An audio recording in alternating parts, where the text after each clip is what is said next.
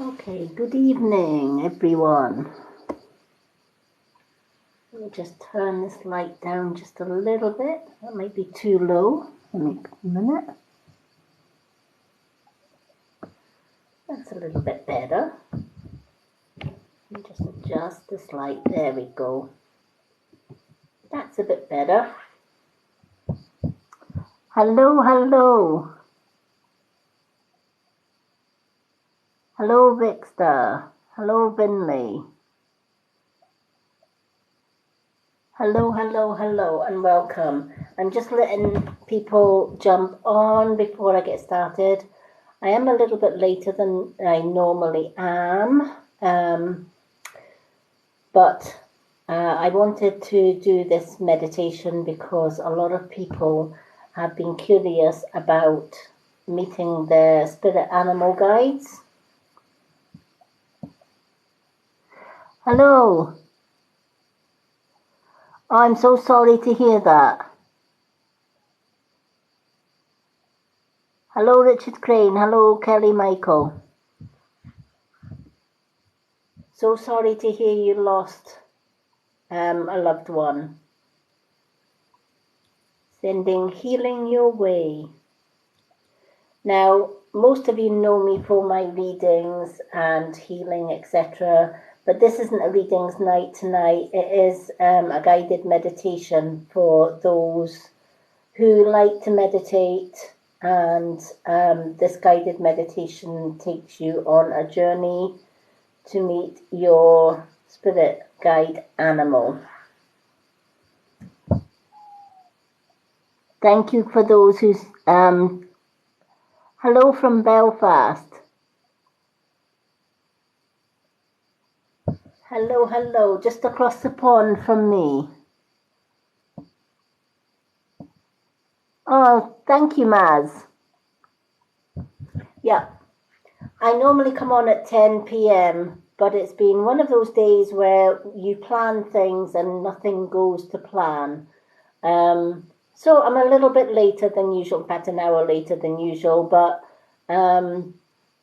I still wanted to come on and do this meditation. Now, for anyone that misses this meditation, don't panic. I do share all my TikTok lives onto my YouTube channel, which is the Lady Moonlight channel.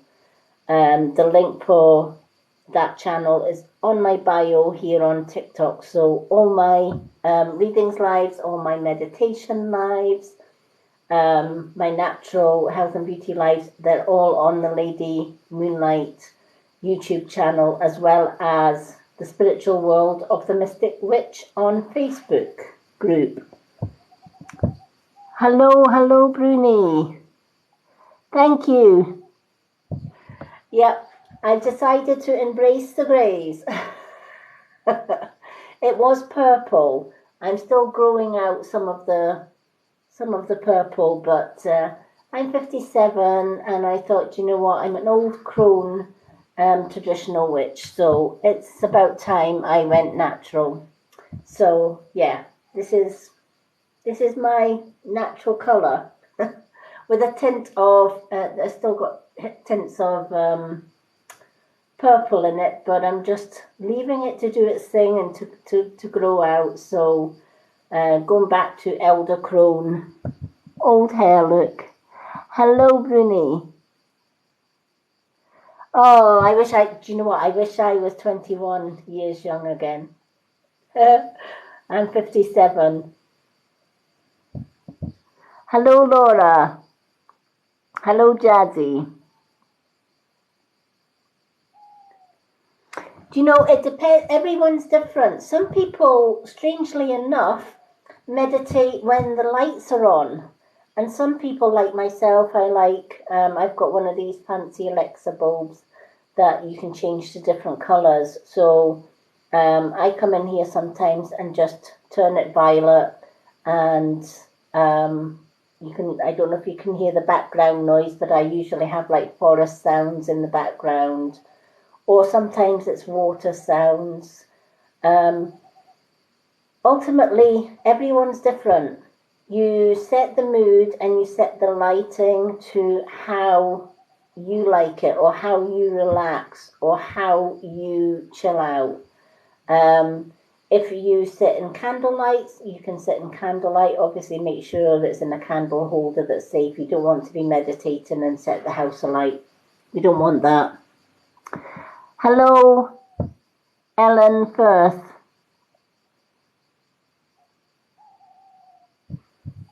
And there is nothing wrong with the, yeah. You know what? There is nothing wrong about somebody being gay either. Each to their own. I'm all for being yourself. Hello, hello. So, oh yeah. Do you know, we go to sleep at night with sleep sounds on, and we usually have howling winds. I love falling asleep to howling wind.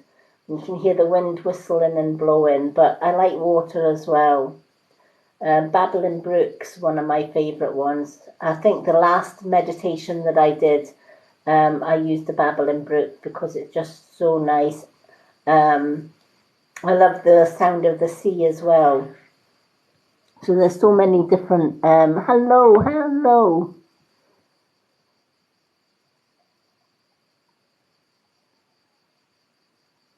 It's lovely seeing everyone coming in for the meditation. Oh, rain's lovely as well. I love rain. Rain and thunder. Thunderstorms is another good one as well. I'm sure my neighbours must think I'm the crazy woman where when it starts raining and thundering, everyone's running indoors and I'm like, yay, let's go out and play. That's me. I love a good storm.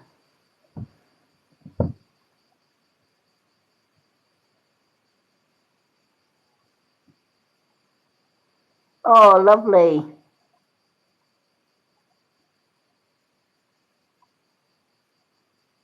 Yeah.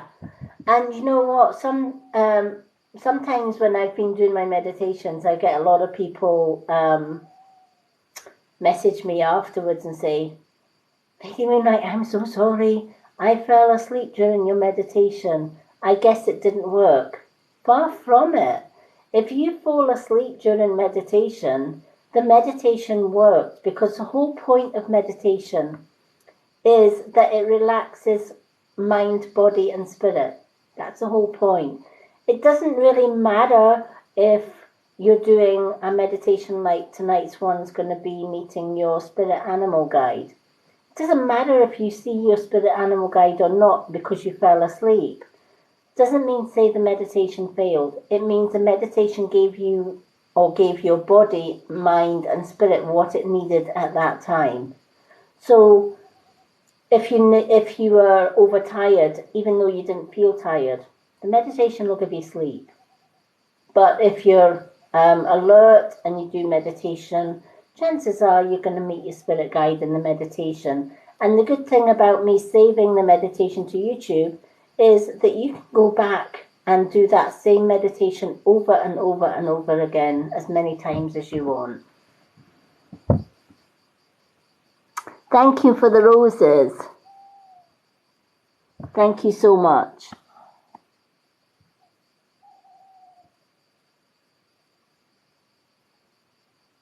Oh, well, don't feel bad because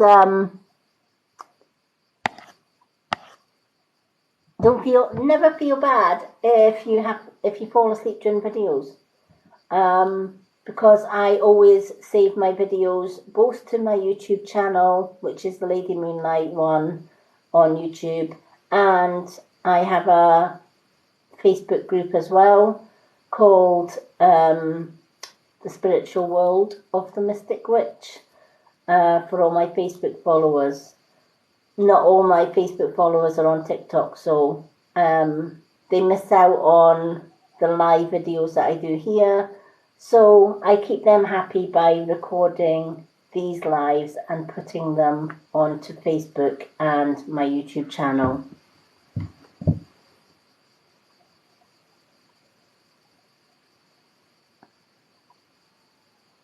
Yep, exactly. Okay. Well, I don't want to keep you all waiting. During the guided meditation, obviously I won't be answering messages that are coming up on the screen because I'll be focusing on guiding you all through the meditation. As always, there's always a right way and a wrong way to meditate. So at the beginning of all my meditations, what I do is two different things. I go through an exercise with you all where we tense every muscle in the body and then we relax it. Now, the reason I do this is sometimes you might think it's strange, but sometimes we don't know when our body's relaxed or when it's tense. Doing this exercise before you do any meditation is going to ensure that your body is in a relaxed state. The second thing is breathing. Most of us shallow breathe, which is entirely the wrong way of breathing because we're not getting the most oxygen into our lungs and our bloodstream. So I start all my meditations off teaching you how to breathe properly during the whole meditation. This simple breathing, once you practice at it, it becomes normal, or it becomes a normal way of breathing. And it's quite simple. A lot of people will say to me, why breathing? Why is it so important to get the breath right?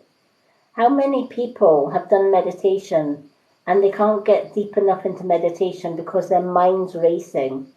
They start by relaxing and then the mind starts wandering to what they have to do tomorrow, what they have to do the next day, what's happening the next week, or they're trying to listen to my voice during the meditation and they kind of just lose track and they just cannot relax through meditation. I don't know if anybody's had that. Thank you for the follow, everyone. Hello, Jenny, and welcome.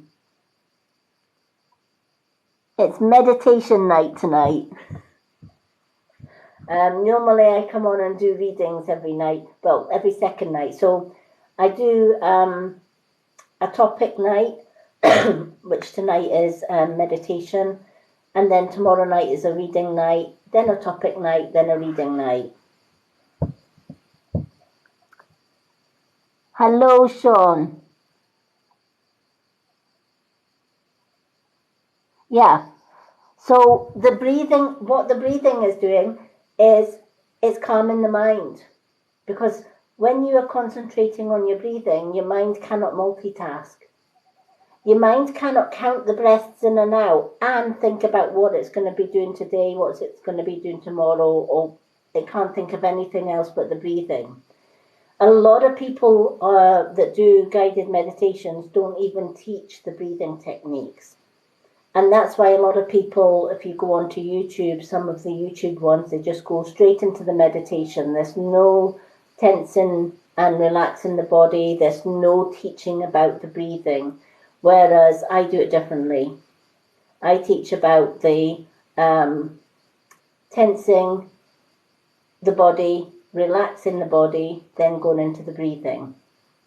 Now, I'm going to just touch on the breathing first because then when I do the meditation, I start you off on this breathing routine and then I ask you to count the breathing yourself, either out loud or in your head. A lot of people do it in their head. So when you're in meditation, if you're lying down, make sure you're lying down in a comfortable position where you can be lying in that position for a long time. You don't want to be lying in an uncomfortable position where you have to wriggle about because that's going to break the meditation. If you're sitting up, on a chair. Make sure both feet are flat on the ground. You need to connect to Mother Earth always when meditation, unless you're lying down. So both feet on the ground, hands by your side or even resting on your knee. Make sure you're in a chair that is comfortable and you're in a position that you're going to be able to sit comfortably throughout the meditation. That is so important. To get the maximum, you can use your power fingers. Middle fingers on our hands are our power fingers. They're our energy sources. So you need to make an energy loop. So take your middle finger and your thumb and connect them. And if you close your eyes, you'll actually feel the energy going through your hands. That's using your power fingers.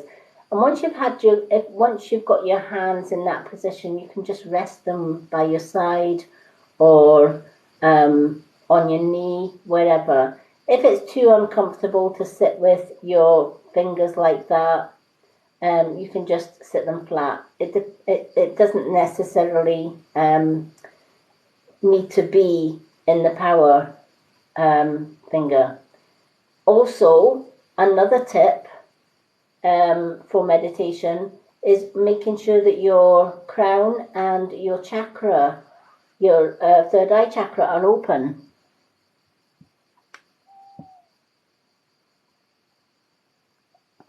Yes, you can use crystals, whatever crystals call you. My favorite crystals for meditation is amethyst and rose quartz. So yes, definitely you can hold a crystal in your hand while meditating. But there's a simple way to open your third eye and your crown chakra. And this is also a good technique if you can't sleep at night. So you take your power fingers, which is your middle fingers on each hand.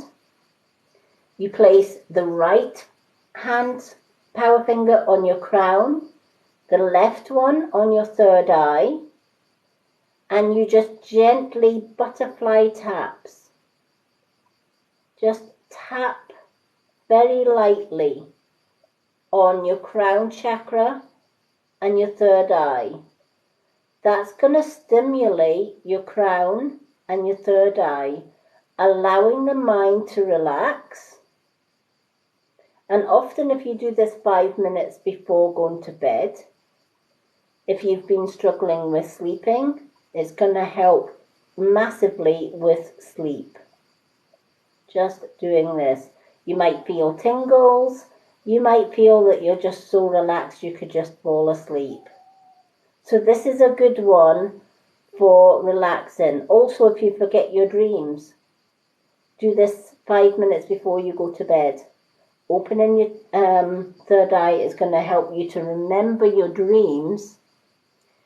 And then when you wake up in the morning, before you get out of bed, write down your dreams in a journal. Dreams hold a mass of information. And we miss a lot of that information because we don't write them down. Or we get up out of bed, put the kettle on, make a coffee, and then we think, I forgot my dreams. Yes, you will forget your dreams if you do that, because the minute that you get out of bed and put the feet on the floor and you go and put the shower on or the kettle, your brain has switched from nighttime dream mode to, right, what we do now, what we do next, what am I supposed to be doing? And the dream is the last thing it will remember. So the reason a lot of people forget their dreams and they can't remember their dreams is because they wake up, as soon as their eyes are open, they're up and out of bed. So it's important that you have a dream journal by your bed. As soon as your eyes are open, grab your pen and paper. Before you even get out of bed, write down what you remember of your dreams. Even if it doesn't make sense, even if the dream is fragmented, write it down. Because if you've missed anything, Spirit will fill in the blanks the next night. And then once a week, read back your dream journal. you will be mind blown about what messages that you find hidden in your dreams. Oh, you're more than welcome. Hello, Ellen. Yeah, definitely try it. Okay, so let's talk about the breathing first, and then we'll get into the exercises and then straight into the meditation, because we have 7 totem animals that walk with us every day in life, 7 of them. And the directions that they walk are, one walks in front of us, one walks behind us, one walks to the left, one walks to the right, one walks above us, one walks below us, and the last totem animal walks within us. Most healers, including myself, have a snake for our within animal, and it coils round the spine, and it's a snake that gives us the healing energy.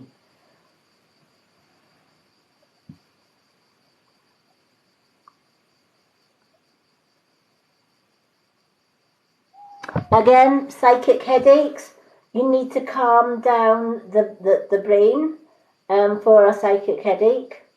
So I would grab a small piece of either black tourmaline or black obsidian, and place the black tourmaline or black obsidian on the third eye. You can also place a little bit of clear quartz crystal on the crown. What that's going to do is it's going to clear all negativity away from the third eye area. So any psychic attacks, etc., the black obsidian will absorb it. If you don't have black obsidian or you don't have black tourmaline, you can use selenite. Selenite loves to eat negative energies. So that's another good way of helping with psychic attacks.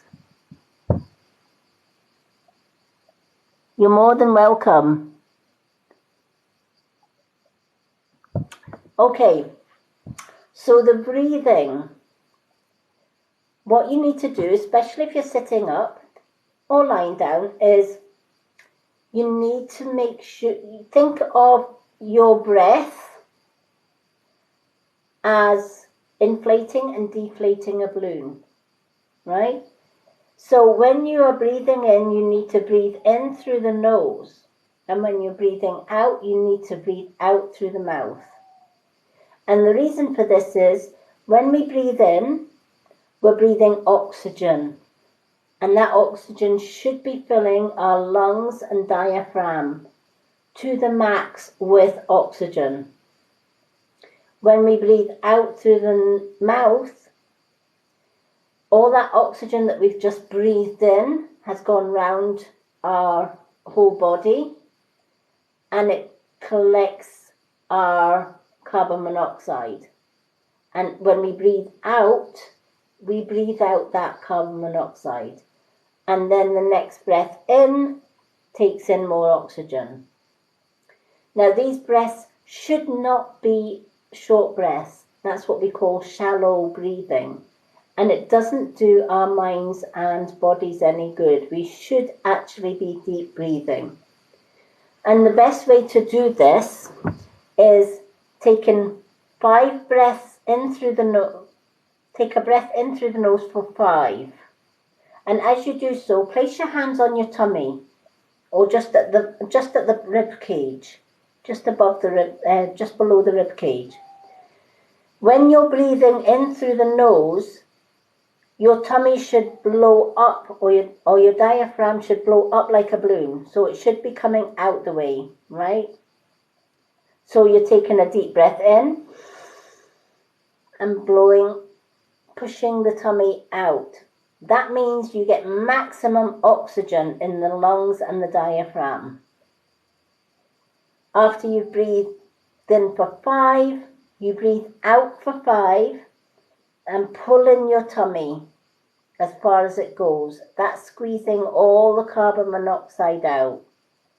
So if I'm using, I'll use my hands as a diagram. So I'm breathing in for 1, 2, 3, 4, 5. Breathe out. 1, 2, 3, 4, 5. Breathe in for 1, 2, 3, 4, 5. Breathe out for 1, 2, 3, 4, 5. And you continue that slow, steady count. 1, 2, 3, 4, 5. And in 1, 2, 3, 4, 5. Now, when you're in meditation, if you're counting 5 breaths in, 5 breaths out, your brain cannot think of anything else because it's too busy counting very slow breaths in, very slow breaths out. What you'll find when you start breathing like this is your body automatically relaxes. So does the mind. And it's that relaxation that is going to give you maximum benefit from your meditation, because it's going to pull you down into meditation, which is the state that you want to be in. And that's why a lot of people, when they do YouTube meditations, they're not breathing properly and they can't turn off. They can't turn their minds off. But doing the meditation this way helps you to turn your mind off and relax mind and body. It works every time. Hello, Danny Hutton. Welcome. You've just in time for the meditation. Good afternoon. It's actually evening here. It's 11:36 here. But good afternoon.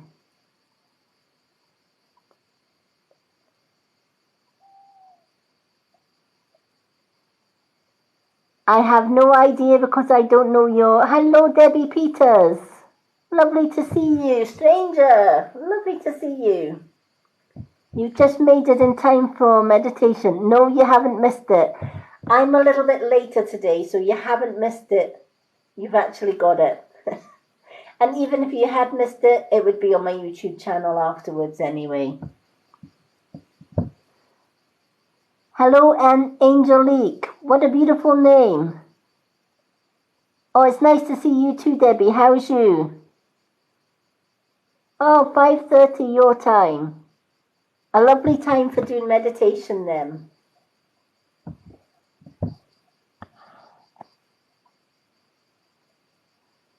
Hello, Billy Healer. I'm doing well, thank you.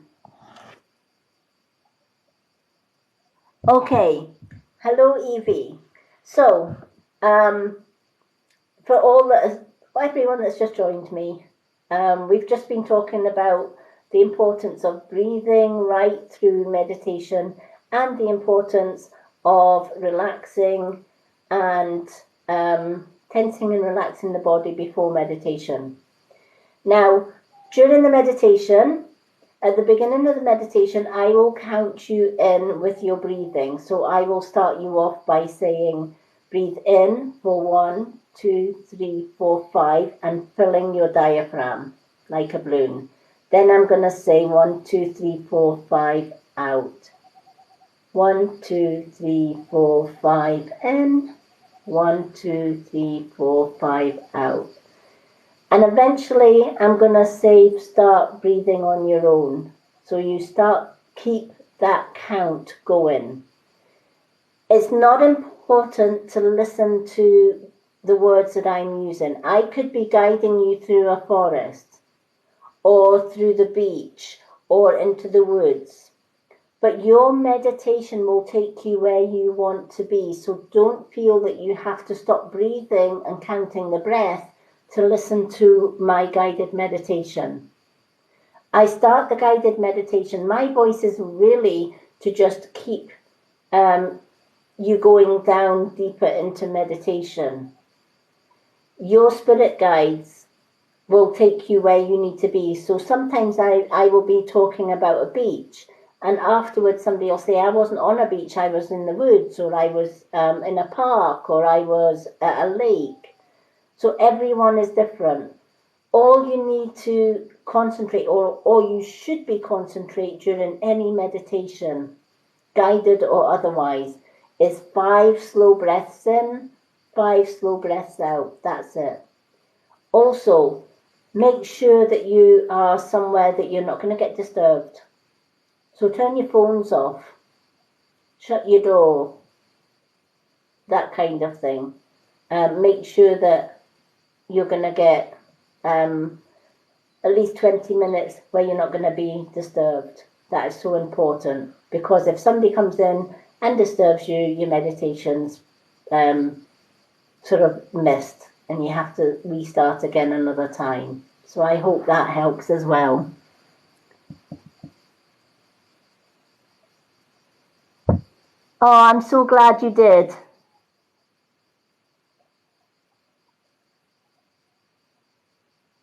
Oh, you're more than welcome, Debbie. I hope it helped.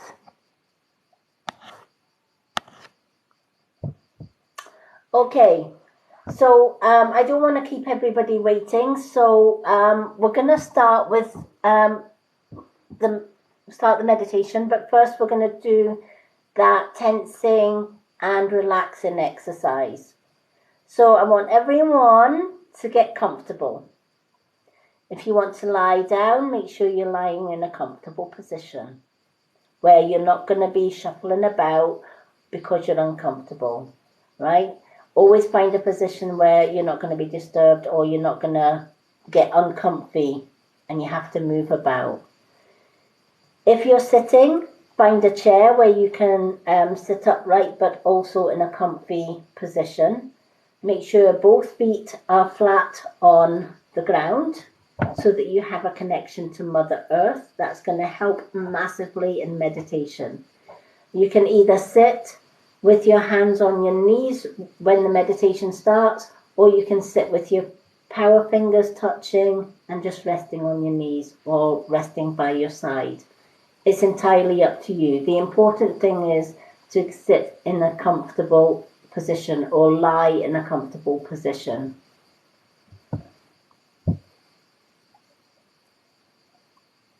Okay, so the first thing we're going to do is we're going to, now that we're in a nice comfortable position, we're going to close our eyes, but we're going to clench them closed.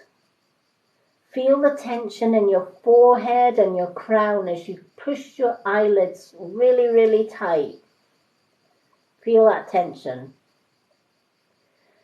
Now, next we're going to clench the jaw, and there's 2 ways you can do that. You can open your mouth wide and place your tongue at the top of the roof, top of your mouth, which is going to tense all the jaw. If that's too uncomfortable, simply just grit your teeth. Really tensing the whole face. That will tense the jaw, the eyes, making everything really tight. Next, you're going to pull your shoulders up to your ears and push your arms into your side. Feel that tension. Push it up tight as you can. Next, you're going to clench your fists. Squeeze those fists together, tightening the rest of the arm. Pull your tummy in to the back. Clench your buttocks together. Your whole torso should be feeling uncomfortable and really tight. Push the thighs together, the knees together, and the calves together. If you're sitting up, push your feet into the ground and curl your toes. If you're lying down, push your feet towards the bed and curl your toes. Everything should be tight.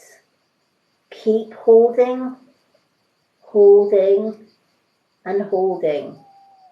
It should be so tight it feels so uncomfortable. Next, we're going to relax all these muscles one by one. So you're going to uncurl your toe. Relax the feet, the ankles. Relax the calf, the knees, the thighs, the buttocks. Just let the legs relax. Breathe in and breathe out. Next, we're going to relax the tummy. Relax the rib cage. Relaxing the whole torso. We're going to unclench the fists. Wiggle your fingers. Pull your shoulders down. Give your arms a shake. Take a deep breath in through the nose.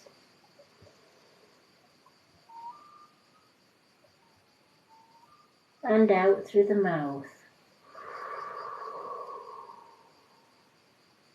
Feel that relaxation. Next, we're going to unclench the jaw and unclench the eyes. And just take another deep breath in. Fill in the diaphragm with air, like you're blowing up a balloon. And then breathe out through the mouth. Slow, steady breath. Next, we're going to take your shoulders.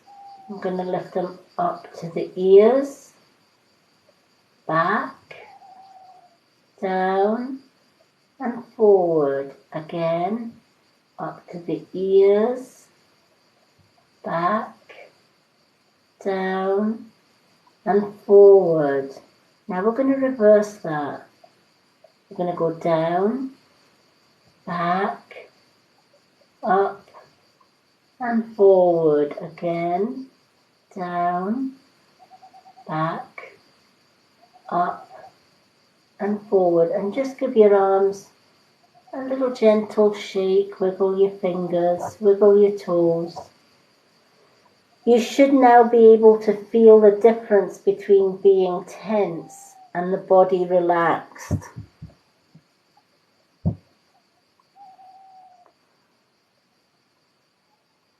Hello, Witch in the Willows.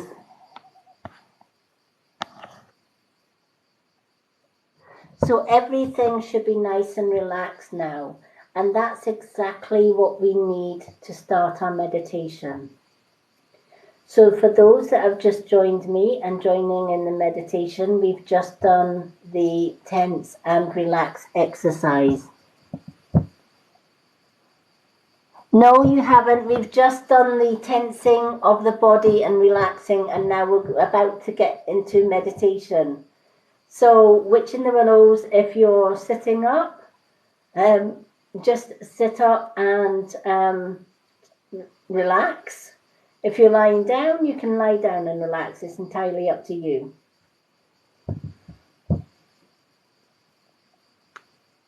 Okay, so going back to the breath that I went through earlier, and for the benefit of Witch in the Willows, I'm just going to go through it one more time.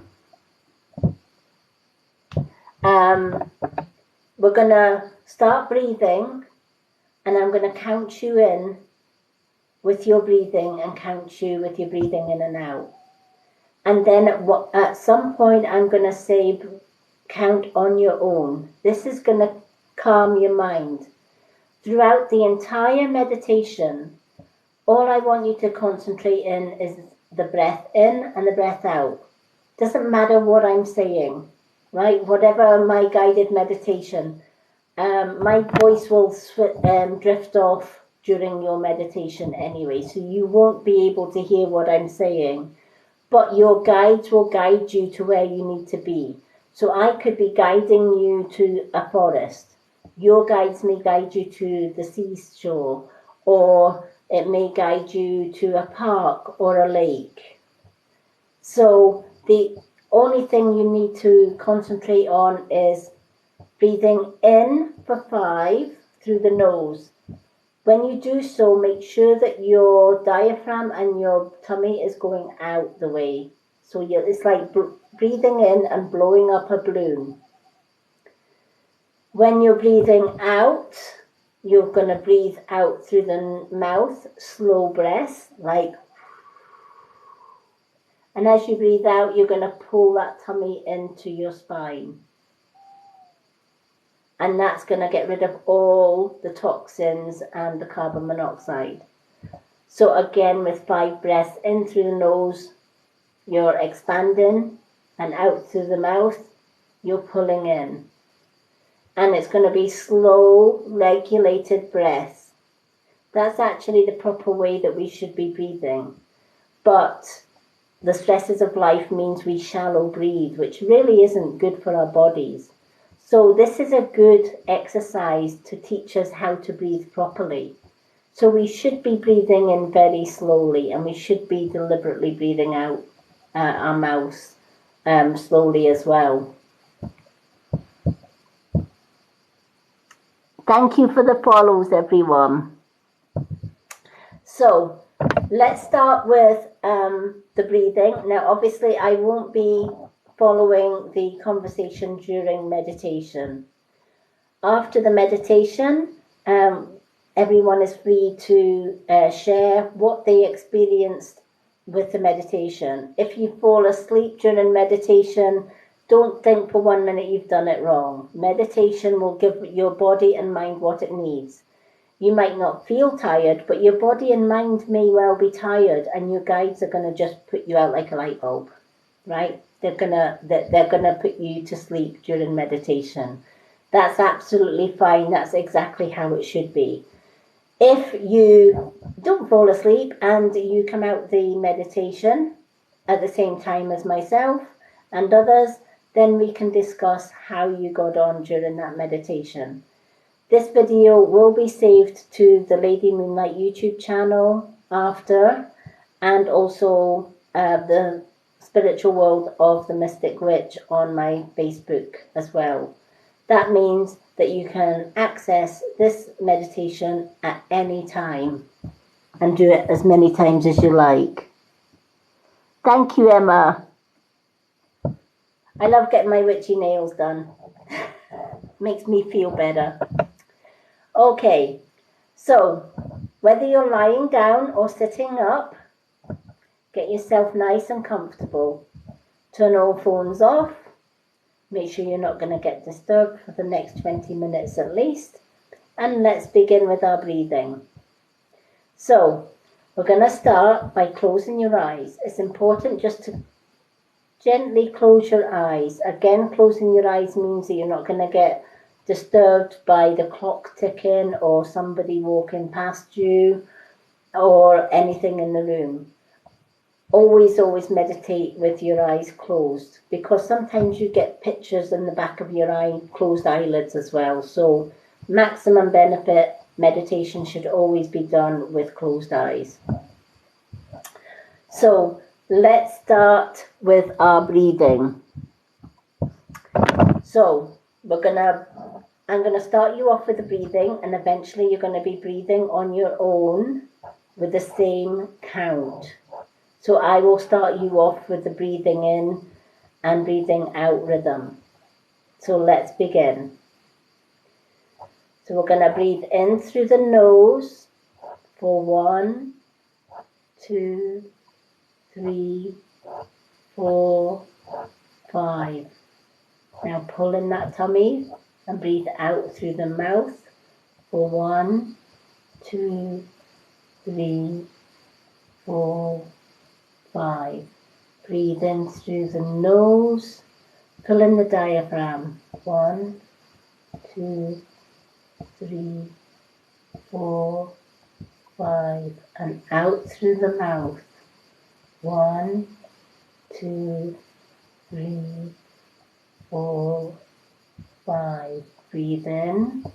1, 2, 3, 4, 5. Breathe out.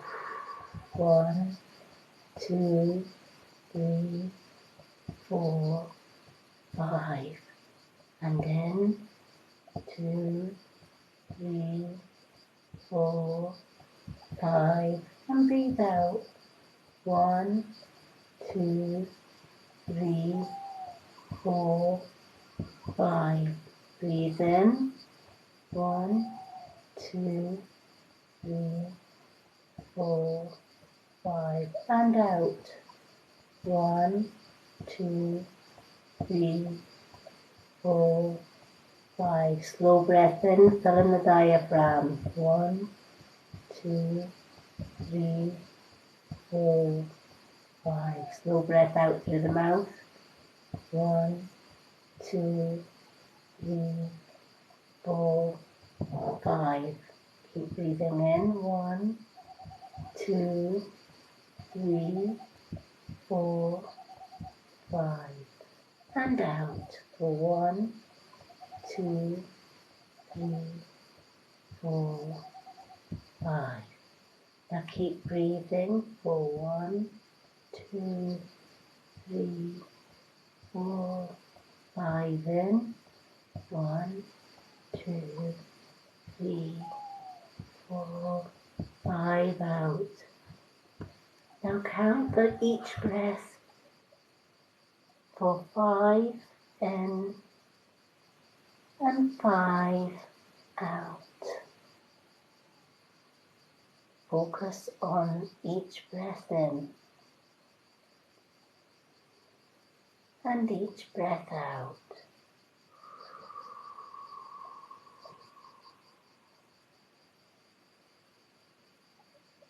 Breathing in deeply, filling the body with oxygen. Breathing out, exhaling all the stresses of the day. Just counting each breath in and each breath out. Keeping that slow, steady rhythm. With each breath in, we start to go deeper and deeper into relaxation. This relaxation is going to take us on a journey to meet one or even more of our spirit animal guide.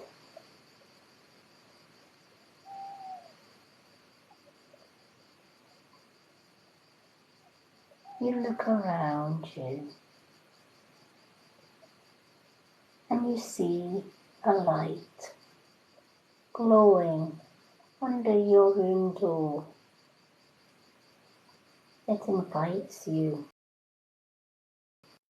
to go and open the door. And as you do so, that bright light is blinding and it fades.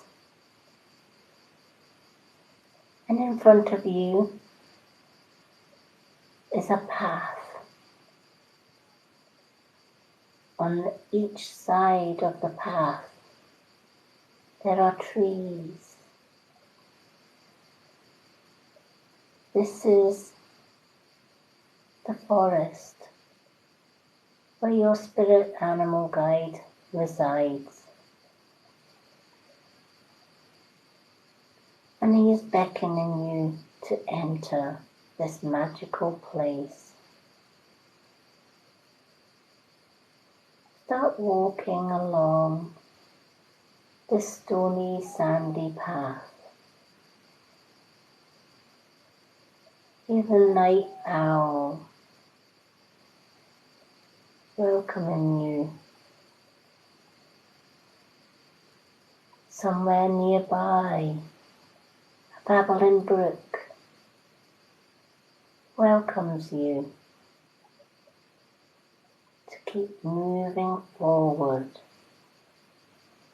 Pay attention to what is around you.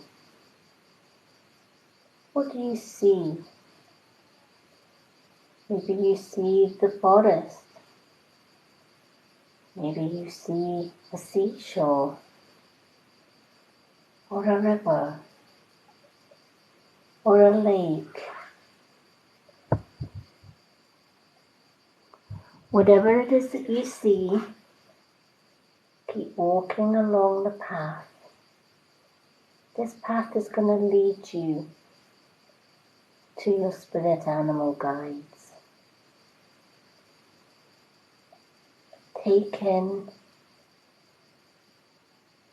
the night air. It's a summer night. The air is warm. The breeze is light.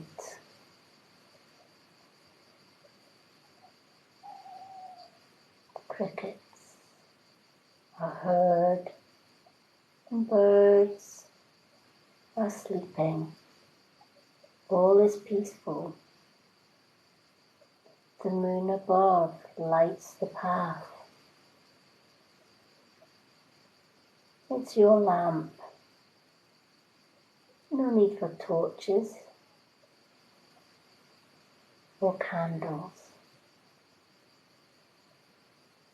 As you walk, in front of you, there is a large tent.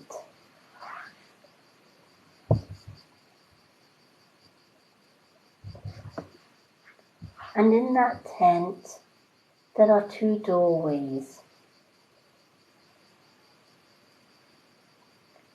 The first door is your entrance into the tent. The second door is the entrance to where your spirit animal guide resides. Walk towards the first door in front of you. The tent door has a zip. Take a hold of that zip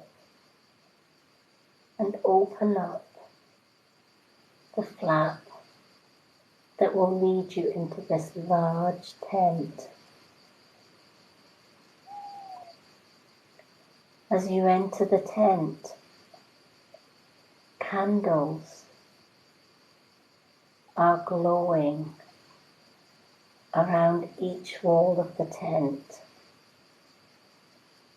And in the center, there is a little fire pit. Warm yourself at the fire. Take in the beautiful, relaxing candlelit tent.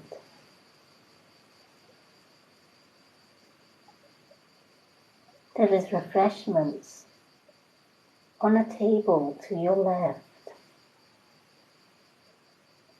What has your animals left out for you? Maybe it's water and some snacks. Maybe it's tea. Maybe it's tea and cake. You're invited to sit and enjoy the snack that your guides have left for you, nourishing mind and body. Take some time here just to relax.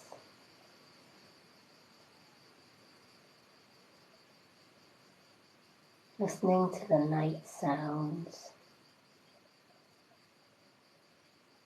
the crackling of the fire, watching the flickering candles.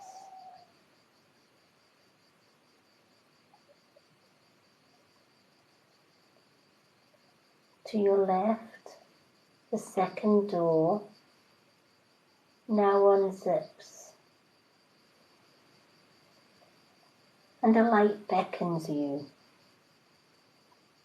to stand up and walk towards that door.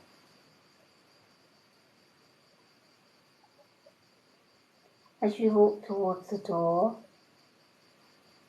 again bright light blinds you and then fades away.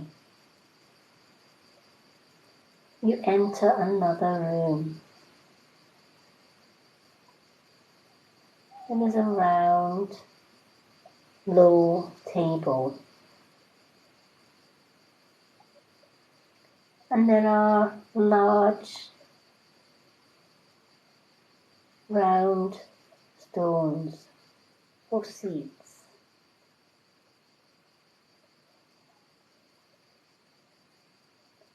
On the other side of that table,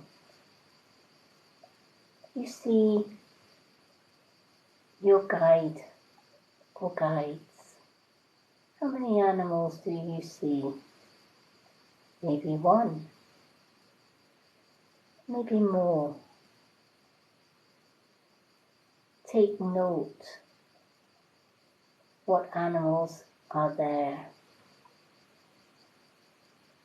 Your spirit guide animal beckons you to come forward and sit at the table.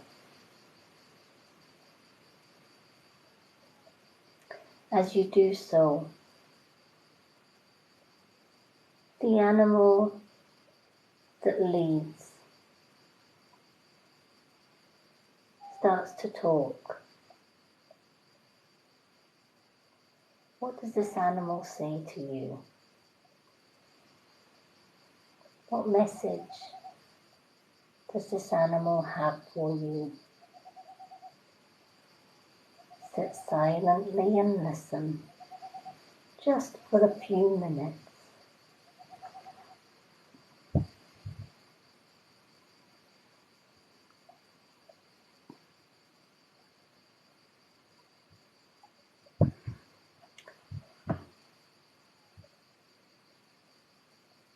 Your guide now asks you if you have any questions to ask it or other animals that may be there. This is your time, your space to ask whatever question you wish.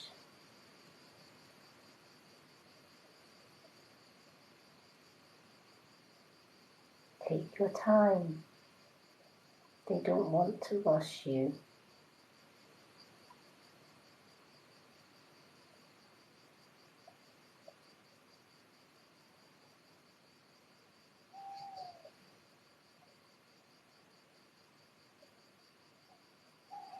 Listen to the reply that your animals give you. You can spend as little or as long as you wish here, just chatting, getting to know your spirit animal.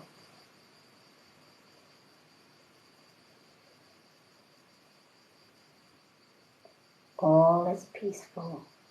You are safe.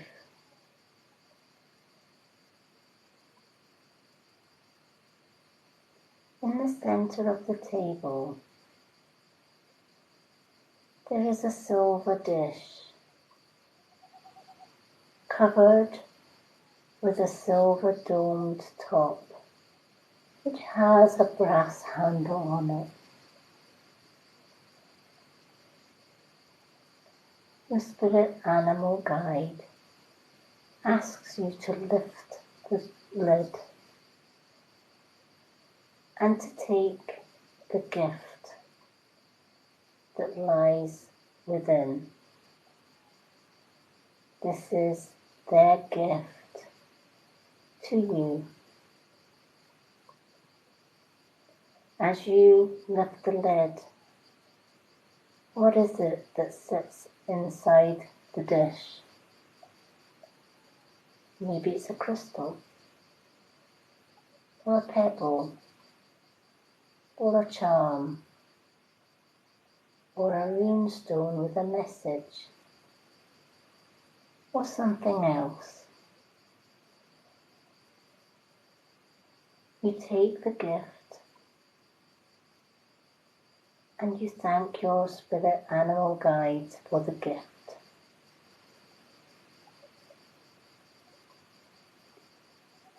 That gift has healing energy in it, and that healing energy will be with you always.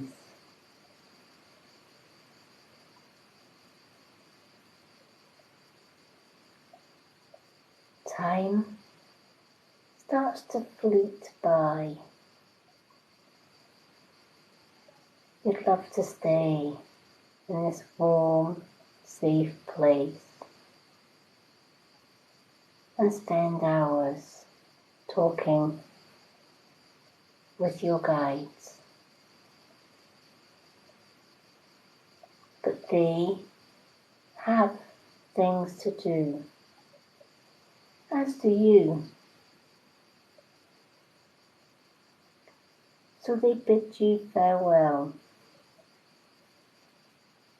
but remind you that you can come back to this sacred place anytime you wish.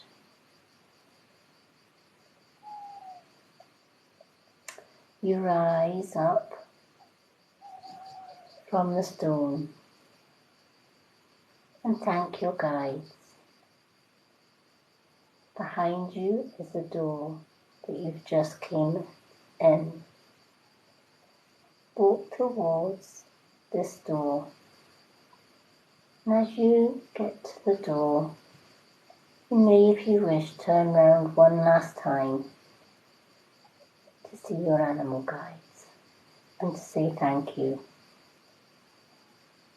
Now walk through the door and close it behind you.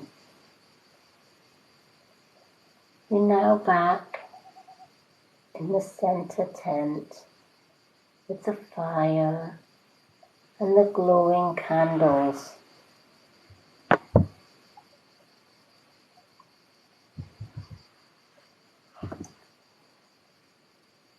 You then look for the door to take you back to the path that led you here. You unzip the door and walk out, back into the forest, or the beach, or the lake, wherever your journey took you.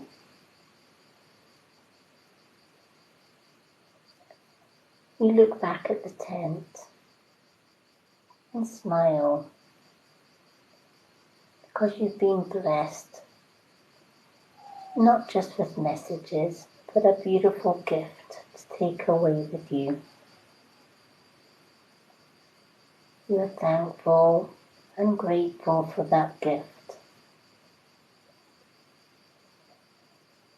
And we start to walk back along the path. This path will bring us back to the doorway that takes us back to our own home and our own room. As you walk down the path, you listen to the sounds of the night. Owls, babbling brooks, night birds, crickets. Again, the moon illuminates leading your way.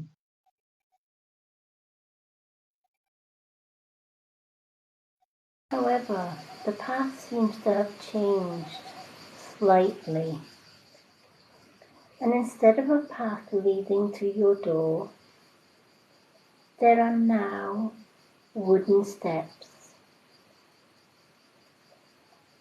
that take you across a bridge. This bridge crosses over the Babylon Brook.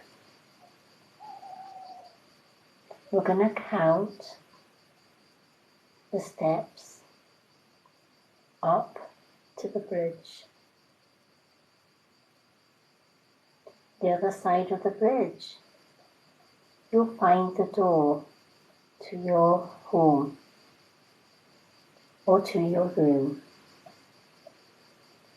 And as we go up each step, we come out of meditation slowly, step by step. There are 10 steps. So let's begin.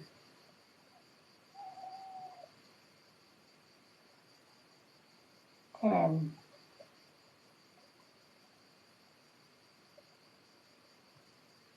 And the next step. 9. Coming slowly out of meditation.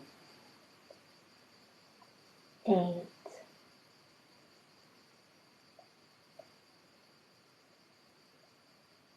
And 7.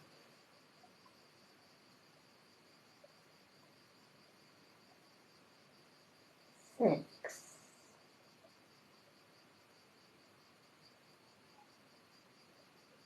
And 5. You look around you.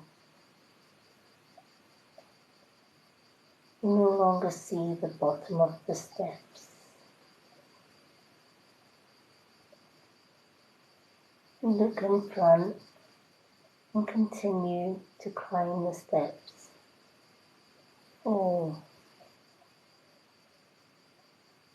3. Almost at the top. 2.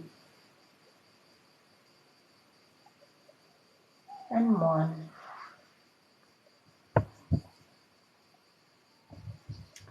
We now reach the top of the stairs and we cross the bridge. In front of you lies the doorway that will lead you back into your room.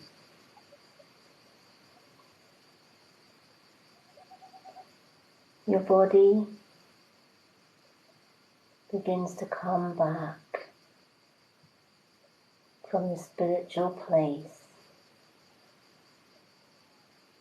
back to earth plane.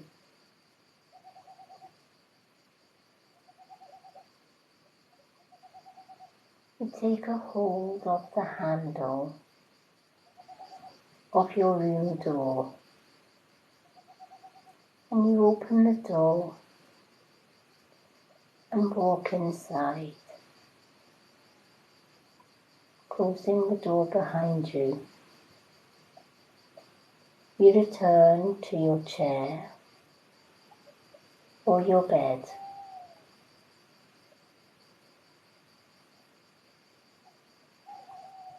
And you relax. I'm going to count to 5,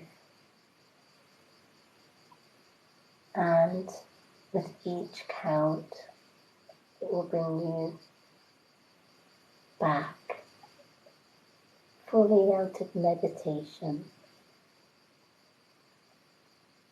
and back into your room and into your body and awareness. 5,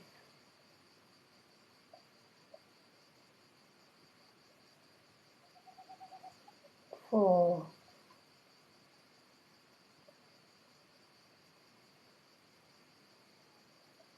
3. Wiggle your toes and your fingers. 2.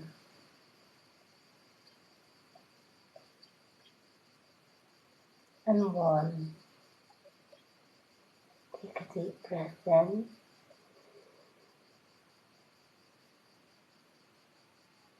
And out.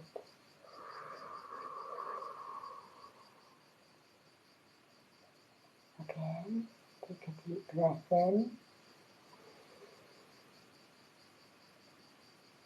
And out.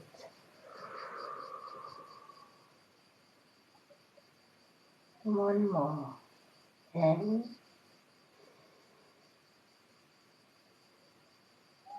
And out.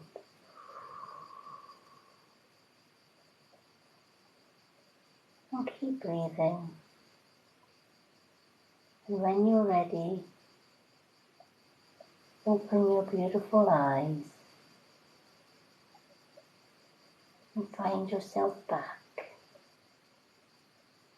And if you're back joining me on this live, let me know you're back.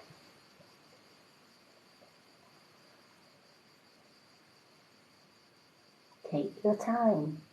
Return in your own time.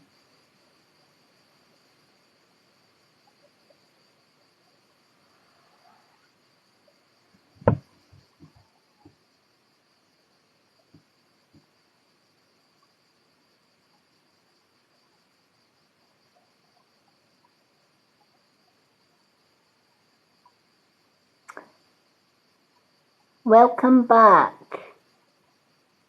M.K. Smith.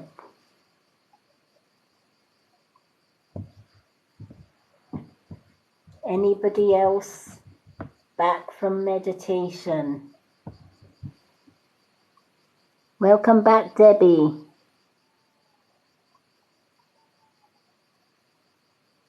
Welcome back, Danny Hutton. Welcome back, Witch in the Willows. So, how did we get on? And if anyone that's just done the meditation wishes to join me on live, please feel free to do so. If you feel it's going to be easier talking about it rather than typing it, you're more than welcome to come join me live. Or you can just type in, how did everybody get on with their meditation?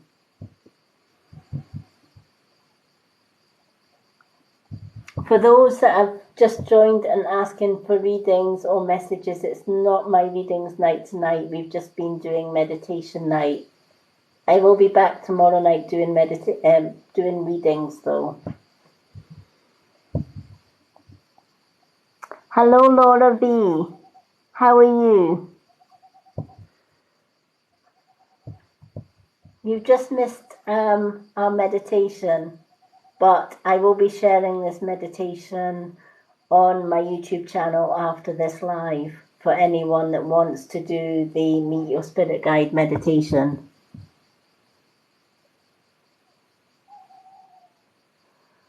Oh wow, an owl and a raven.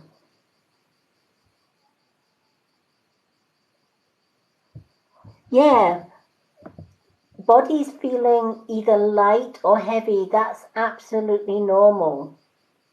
Sometimes when we go into meditation, we leave our body behind and go into what we call a meditative spirit realm type journey. And we can sometimes feel the weight of our body that we leave behind. So feeling heavy is fine.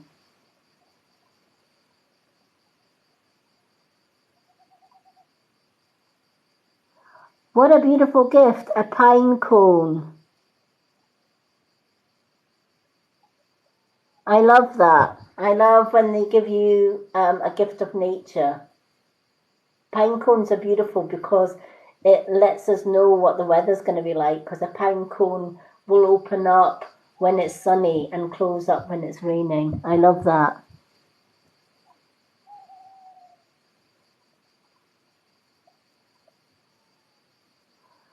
Danny, I love that. See, my guided meditation was through the woods, but Danny's meditation took her to the seashore. So you see how that deep breathing takes you to where you need to be.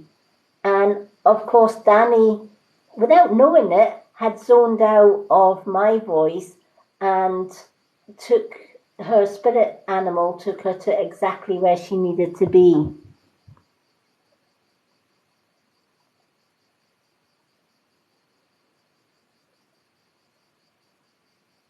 Oh, pine cones are lovely. I like collecting pine cones. It doesn't matter if you don't see your spirit animal. With meditation, it takes time and it takes practice. It's not uncommon for you to do the first 2 or 3 meditations and don't see a spirit animal. That doesn't mean the meditation doesn't work, right? For MK, for example, it may have been more important that she relaxed, the body relaxed. The next time that you do the meditation, it will take you further to where you need to be, and chances are you're going to see your spirit animal. When I first did my first meditation years and years and years ago, I developed my own unique way of meditation, which I now teach to everyone, about the tensing the body, relaxing it, and then the proper way of breathing. Because when I used to follow other guided meditations, I could not shut down my mind, couldn't do any of it. And I thought, I'm going to have to just go with my intuition. I'm an old soul, so I've meditated not just in this lifetime, but in other past lives as well. So the technique was very, very well known to me. So that's the technique that I always use. But when I first started doing it, I didn't get a lot. I was going through a lot of bullying, etc., etc. So most of my meditations were all about healing. I would see more colors than I would animal guides or spirit guides. And that's absolutely okay, because whatever color that you see represents a color of your aura or a color of your chakras.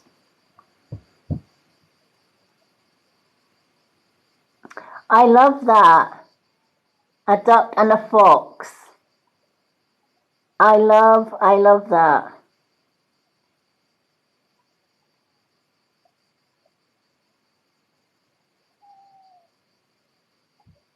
But that's okay, Debbie.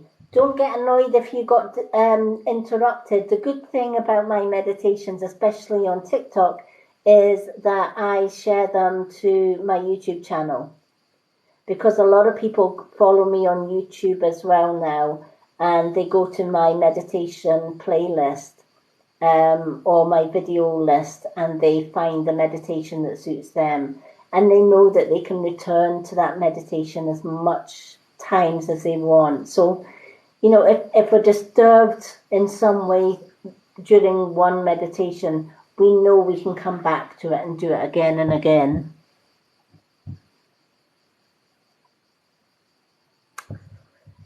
I love that you've got, everybody seems to be getting new baby animals. My friend Tracy, she's just got a little puppy, which she called Nala. I had a video chat with her last night, and she showed me her little puppy. Oh my God, it was to die for. Just it looked like Nala, the little female lion, or the little lioness on Disney's Lion King.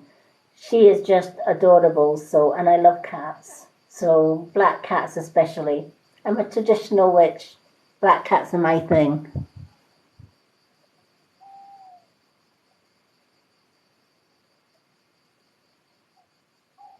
Yay! Danny, I'm glad you got the meditation. Did anyone find that the breathing technique helped them more to relax? Did you find that helped alongside the relaxing and tensing the body exercise?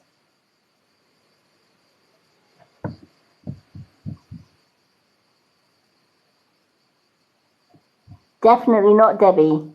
Oh, I'm so glad it helped. And the way that I teach my breathing, that's how we as human beings should be breathing all the time. But somewhere along the line, we lose that touch and we lose that ability. And I see a lot of people breathing in through their nose and breathing out through their nose. And some are really shallow breathers where they're just, they're just taking short breaths. And you're not giving your body the maximum oxygen that it needs. Whereas if we teach ourselves to breathe in for 5 through the nose and out through the mouth for 5, slow, relaxed breaths, we'll find that we've got clearer mental mind. We've got a more relaxed body. And that's because when we are breathing in and filling our diaphragm full to the gunnels of oxygen, and then when we breathe out and we're pushing our tummy back in, squeezing out all the toxins through our mouth and all that carbon monoxide, our body's getting the maximum oxygen that it needs. So when you think about how we shallow breathe all the time, we're only getting half the amount of oxygen really that we should be getting in a day. I now love to deep breathing. I just find it so relaxing. And of course, using the technique where you gently tap your third eye and your crown chakra with your middle finger before you go to bed is another great way of just chilling the mind, opening your chakras, and just settling down into a nice, relaxed sleep.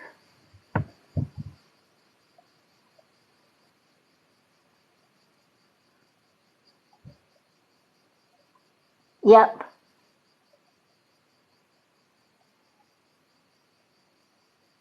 Do you know what? I love meditating outside. We moved to this little bungalow 2 years ago, and it has a beautiful garden. I've turned it into a fairy garden. You'll see some of the photos on my TikTok. Still work in progress. There's still a few things that I want to add to it, but it's my haven. I sit and listen to the water fountain, and I have a bird table, and the birds come along. I feed the birds and just sit and meditate and just listen. I have wind chimes at our front door as well. So when I'm meditating in the garden on a sunny day or whatever, or even in the evening after the sun goes down, and I just love listening to the water, the wind chimes, the bird song, and just breathing, just being. Outside meditation, you can't beat. And sometimes we go for a walk in our local woods. We are fortunate. We live in a little village called Kelty here in Scotland. And we're only a 10-minute walk to a large forest. And we walk that forest a lot. In the summer solstice, we go and take a walk at midnight through the woods. We take our little lanterns and torches with us, and we just walk through the woods and just take in the night air and the smell of the trees and the wood and the hoot of the owls. And, as you pass under the trees, you can hear the birds flapping their wings, because obviously it's disturbing their sleep. They're not used to people walking in the woods at midnight. But it's lovely. There is.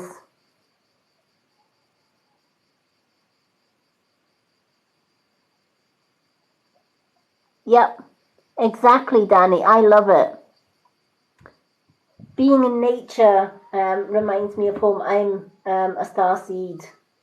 an indigo child. So they say one of the signs of being a starseed and indigo child is that you, even though you're living a human existence, you do miss the universe, you miss the stars, you miss all the different realms, the moon, the sun, all of that.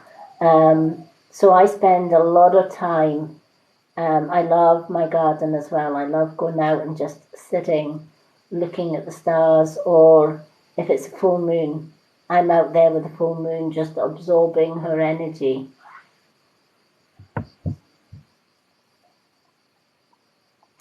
Thank you everyone for the follows.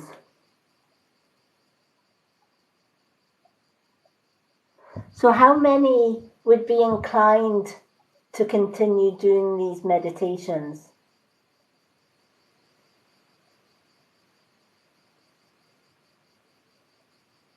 Who would love to keep doing these meditations?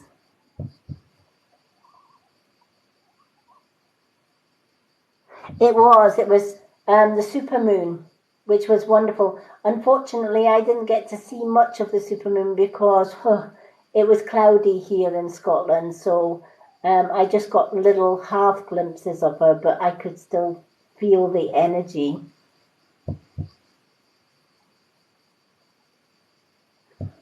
Well, I'm going to do a weekly meditation here on TikTok for everyone. I used to have it every Sunday, but because I'm rotating my topic nights with my readings, sometimes it doesn't fall on the Sunday. So I will be doing another meditation night next week, and I will let you know what night that's going to be.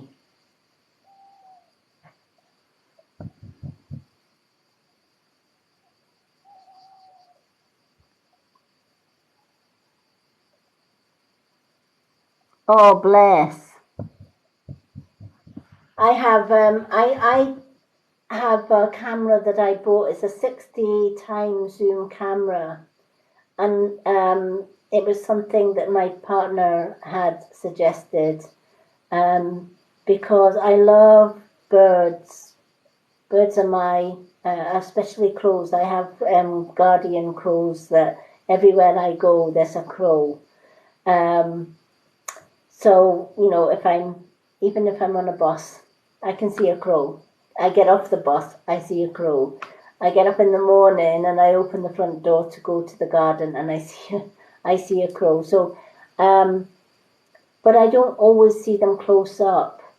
So my partner suggested a zoom camera, and I love it because I can zoom in and get a clear view of birds that I might not ever have been able to actually see had I not got that camera. So I love the camera. It's kind of like having eyes that I've never had. And I could sit in the garden with my camera and just zoom in and watch them, take photographs of them, etc. And I just love it.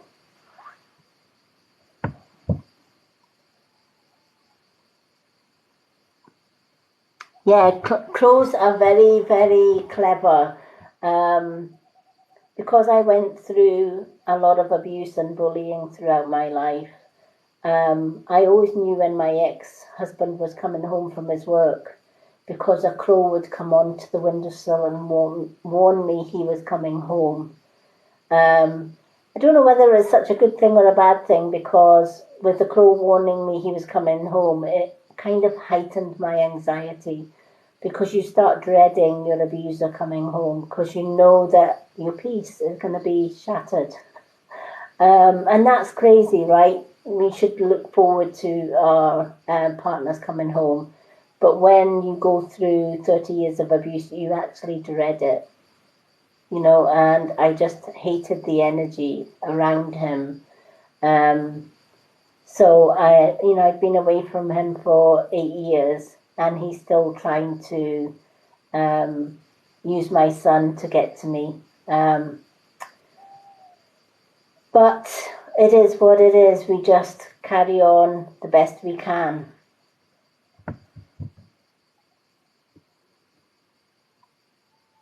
Yep, black feathers. Yep.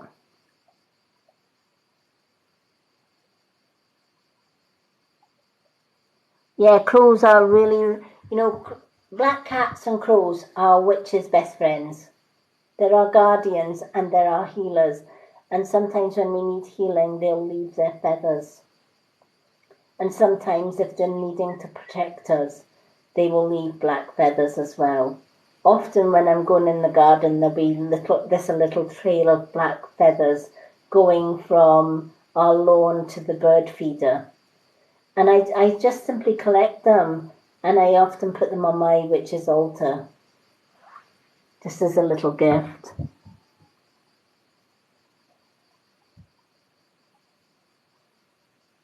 So yeah, when you're with an abusive partner, crows will leave you gifts. Usually they've got healing within them as well, which I found was a comfort. Now, of course, I have a wonderful partner, and if he's away anywhere, I'm always counting the hours and the minutes till he's back, because we just get on so well, and we both miss each other when we're not there. So, and I'm kind of glad that and I know this is going to sound crazy, but I'm kind of glad in some ways that I don't have full sight, because it means I can spend my time at home and be with my partner 24/7. And I just find so many couples don't have that privilege because they either have to work full time, etc. So it's always nice to know that he's around, and he's very protective of me. So, and when I can't see something, he's my eyes. But he's also my best friend and soulmate as well.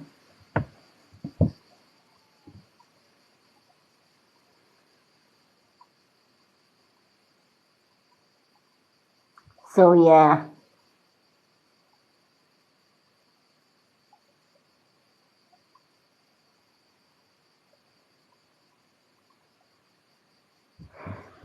Dolly, I would love to be able to tell you whether he has feelings for you or whether he doesn't. But ultimately, um, you know, your intuition is your best guide on this one. It truly is. Learning to tune into your intuition. Another way is look him in the eye. And, because when you look somebody in the eye and you gaze into their eyes, you're gazing into their soul. And if they're comfortable with you, they'll gaze back. But if he's not drawn to you in any way, he'll shy away. And your intuition or your gut feeling will also tell you when you're looking in somebody's eyes whether that person cares for you or whether he doesn't. When I first met my abusive ex, he said all the right things, did all the right things.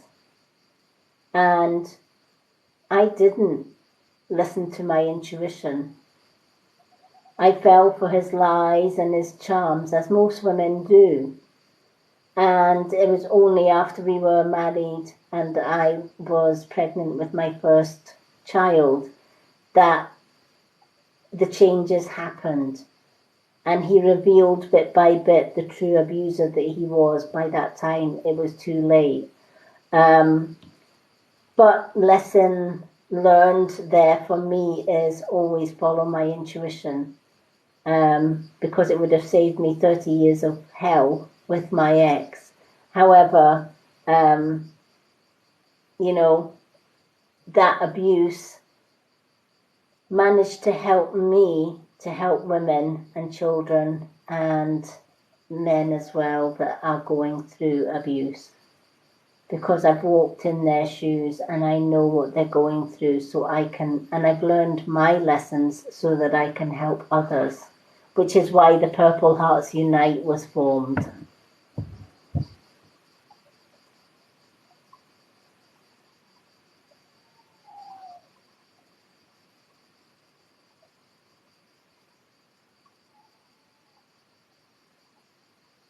Oh, thank you, Danny.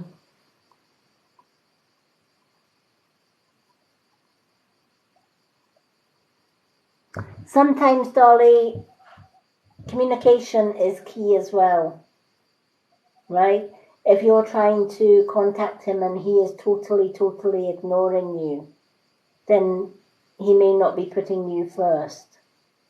And you deserve to be treated like a queen. All females, we all deserve to be treated like queens, right? We all deserve to be loved and respected. And if somebody can't show us that love, attention, and respect, then maybe they're not the right person for us. But ultimately, sitting down with him when he eventually does reply and saying, look, I need to know where I stand here. If you're going to be with me, it has to be 100% commitment. And if you can't give me that 100% commitment, and if you can't make me your number one priority, then there isn't any future. Sometimes it's just a case of going back to old-fashioned communication. We seem to have lost the art of communication over the years. You know, we're in a society now where it's all mobile phones and computers and tablets.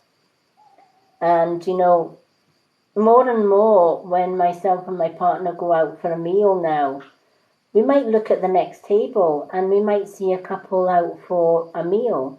And rather than having a conversation with each other, they're actually texting each other across a table. And I find that really sad, because when did we stop communicating? When did we actually stop going out for a meal and actually communicating with our partners,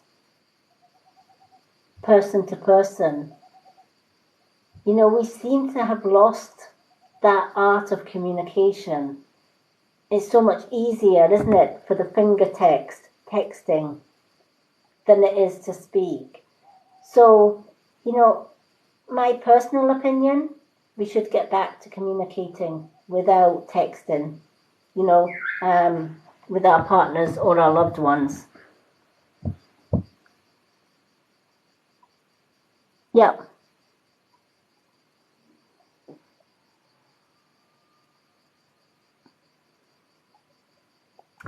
Emma, if you had a really close relationship with your mum and dad before they passed over, honey, you betcha they're with you, right? Because a mum and a dad's love never dies, right? We never truly lose them. Even though we may not be able to feel them or sense them, that doesn't mean to say they're not there. Of course they're there. The bond between moms, dads, aunties, uncles, when they pass over, it still continues. And they're always watching over us. They're always with us through our good times, through our bad times. Even if we don't feel them, and sometimes the reason we don't feel them around us is because we're going through a bad time. And if we're going through a bad time, we block our chakras. The body just shuts all the chakras down. Everything just closes down, including our third eye and our crown chakra. So during times of stress or worry or anxiety, we close off. And if our loved ones are trying to communicate with us, it makes it more difficult for them. So, you know, in answer to your question, is your mum and dad with you because you feel they're not, or you don't feel them? Yes. The answer is yes. Always.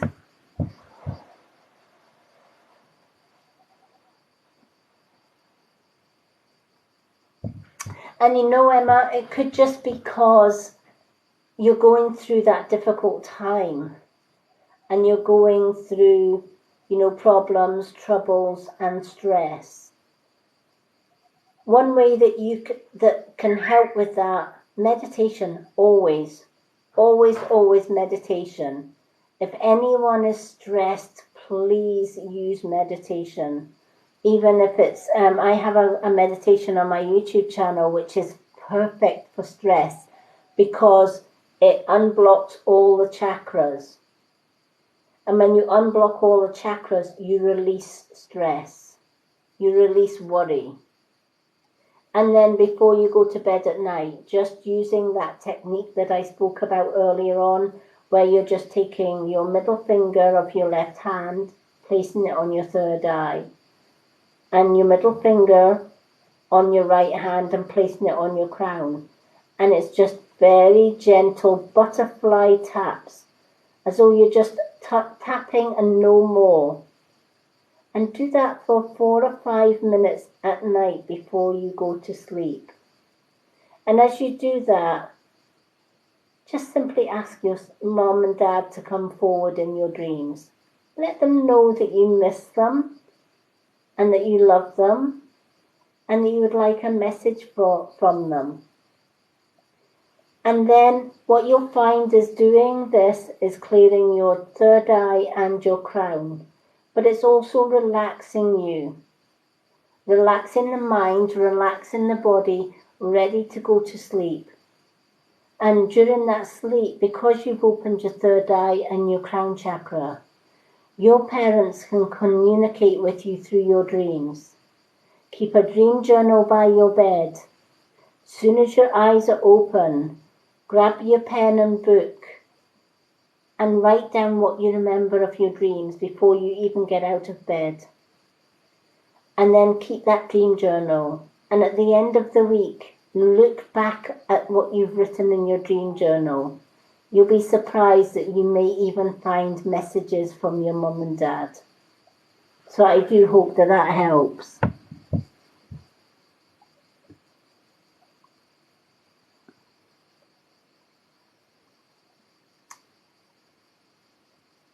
Oh, you're welcome.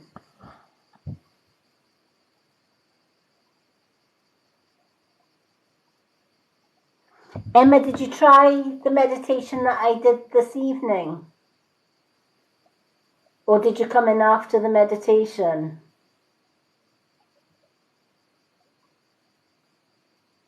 You may have came in after the meditation.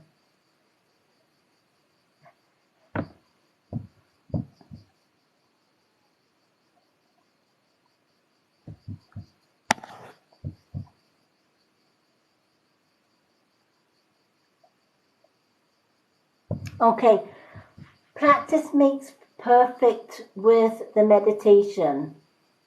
You know, practicing the breath. Practicing just breathing 5 in, 5 out. That's all you have to practice. You don't even have to practice listening to my voice. My voice doesn't really matter in any meditation. What matters is the breath. The breath takes you in there. You're not going to get it perfect first time, especially when you're going through stress, when you're going through problems and troubles. You need to keep at it. You need to just keep practicing. And not just practice the breath when you're doing meditation, but whenever you can remember to do it during the day, do it during the day as well. You know, whether you're sitting, watching the television, or listening to music, just remember breathing in and then breathing out. And make it slow, deliberate breaths in and out. The more you practice that, the better you get at it.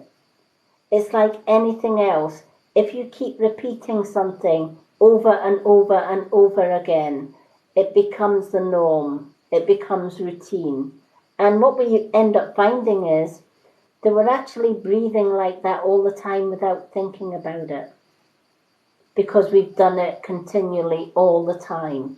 So the more that we breathe in through the nose, slowly filling our diaphragm, and then breathe out through the mouth, pushing all the air out, the more our body starts to de-stress, the more our body and mind starts to relax. It doesn't happen overnight. We're living in a stressful society, and it sometimes takes weeks or months to actually get the hang of that.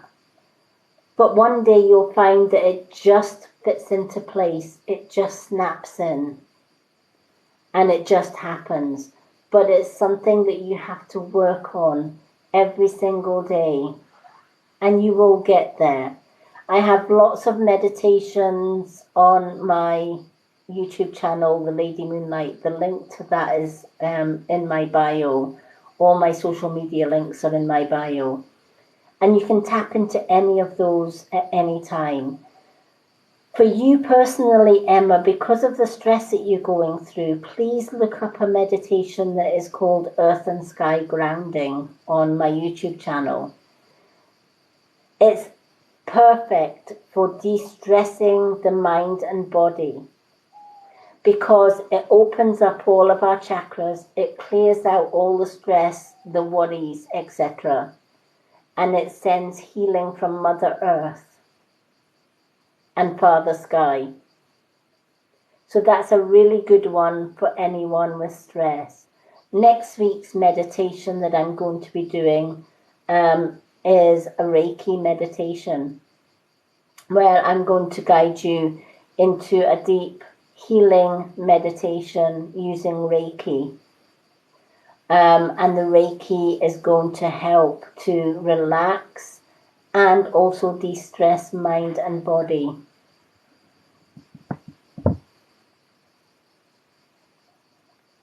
Hello, Melinda.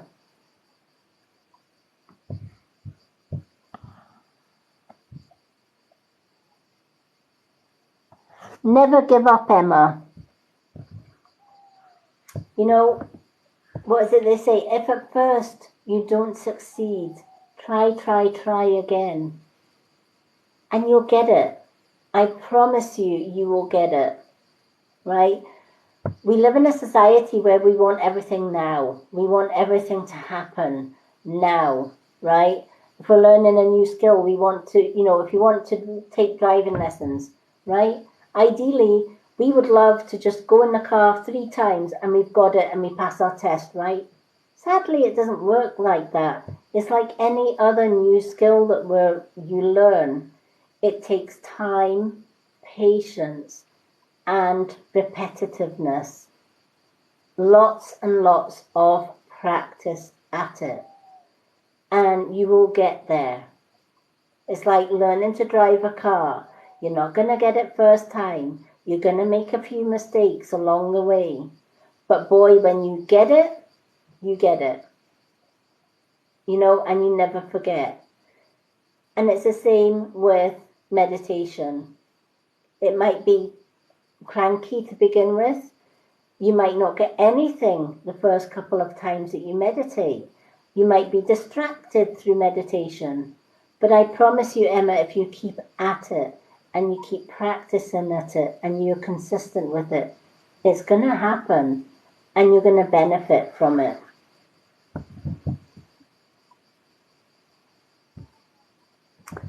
What is my star sign? Emma, you're more than welcome. Danny, I'm going to get you to guess my star sign. Star sign.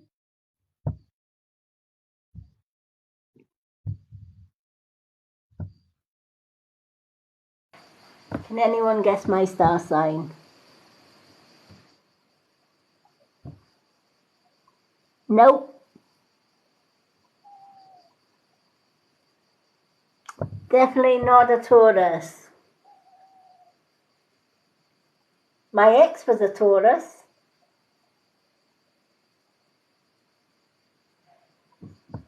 In fact, my current partner's a Taurus.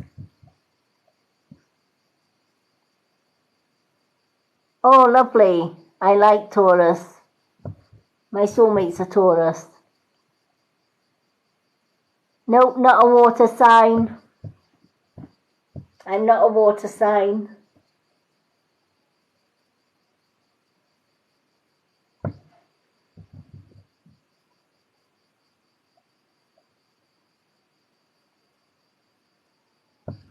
I do love water. In fact, I love all elements. I love water, air, earth, and fire. I love my fire element, but no, I'm not an earth sign or a fire sign.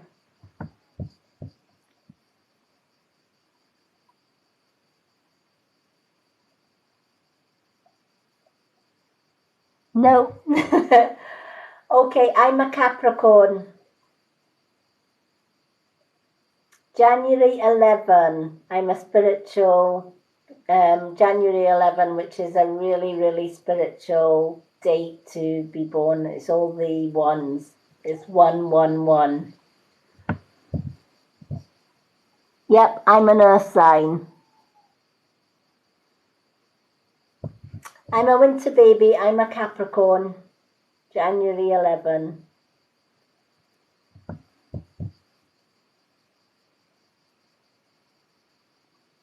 But I work with all the elements, even though I'm an earth sign, and which to me probably fits me pretty well as well, because I'm a warrior for the earth. I hate the chemicals. I hate the abuse that man is doing to Mother Earth, etc. Which is why I share my natural makeup, my herbal remedies, etc. with everyone, because I turned away from chemical pharmaceutical medicines. I turned away from chemical-filled skincare, chemical-filled shampoos, etc. I just got irritated with it all.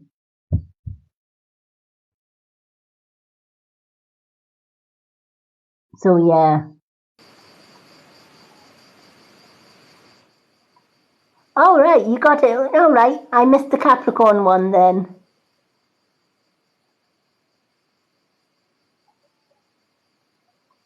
Hello, Cheeky Lass 77.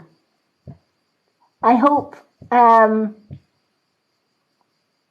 you're doing well. Yay! But yeah, I'm pure Capricorn. But I love working with all the elements.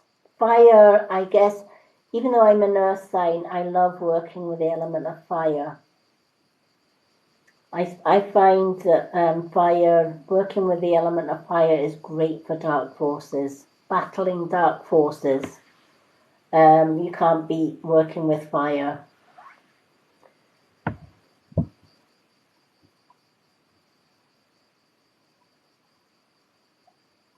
Oh, lovely. Well, I think because my soulmate is a Taurus and I'm a Capricorn, that's pretty much why we get on so well. My ex was a Cancer, which suits him to a T, because he was a crab in all directions, let me tell you. He was a narcissist. But my current partner is a Taurus, and we get on so well. He's my best friend, and he's my soulmate, as well as my partner.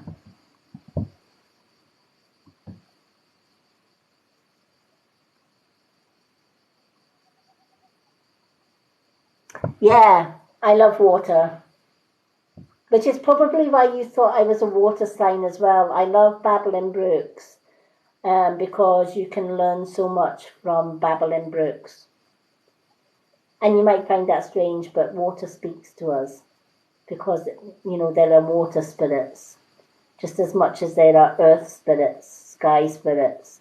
And we only need to silent the mind and sit by a Babylon Brook or a stream, or by the ocean, and we can hear it.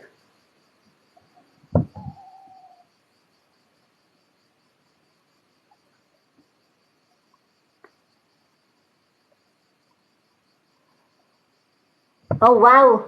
Danny, I think you and I have got more in common than we actually think we do. That is crazy. And I remember chatting to you yesterday, and there's something really, really unique about you. We'll definitely have to connect. Danny, are you on Facebook? I don't know if you're on Facebook or not. If you're on Facebook, connect with me on Facebook. It's crazy, isn't it, that we're, you're a Taurus as well. And I get on really, really well with Tauruses. I get on all really, really well with most star signs. Unless they're a narcissist, in which case I usually kick them to the side. I don't do narcissists now. Been there, done it, worn the t-shirt, and yeah.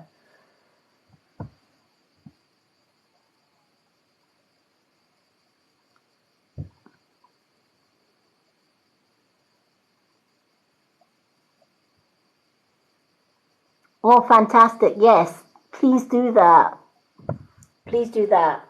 You just know when you meet somebody that you have a deep connection with. You know, I don't know if you've seen the post that I did today, and probably I will get some, I know I will probably get some loves for it, but I'll also get some not so loves for it. But I absolutely annoys the heck out of me when you get a spiritual person or a reader or a healer that sends you a follow request, and you think, oh, that's great, another spiritual being connecting with me, and you add them, and then less than 10 minutes later, hello, my beloved, I've read your profile, I've seen your picture, and I feel you could be needing a reading. And I smile and I reply, no, thank you. I'm a traditional witch. I'm guided by my guides. I don't need a reading, but thank you anyway. Oh, but you've got to have this reading because something is about to happen in your life. And I feel you need to know about it. You're in danger, all this crap, right?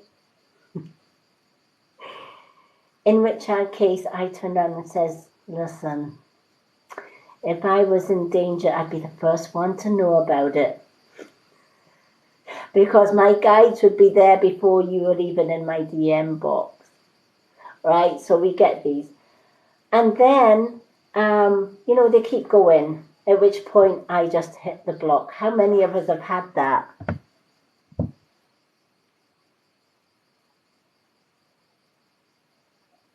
Yeah, exactly.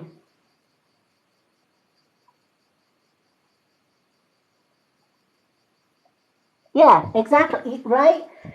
So I did a post today and I thought, you know what, I am absolutely done with all these DMs, right? Telling me, dearly beloved, and I'm thinking, dearly beloved. And the first thing you think about, right, is marriage vows with an ex-abuser. Dearly beloved, we are gathered here today to witness the marriage of you. No, don't start your conversation with dearly beloved. It's a right turn off for me, right from the word ghetto. Right, dearly beloved. Yeah, dearly beloved. Yeah, okay. And then you don't have to read the rest because you know where it's going, right? So, I was fed up of just either ignoring them and then they keep coming in your inbox and keep coming in your inbox.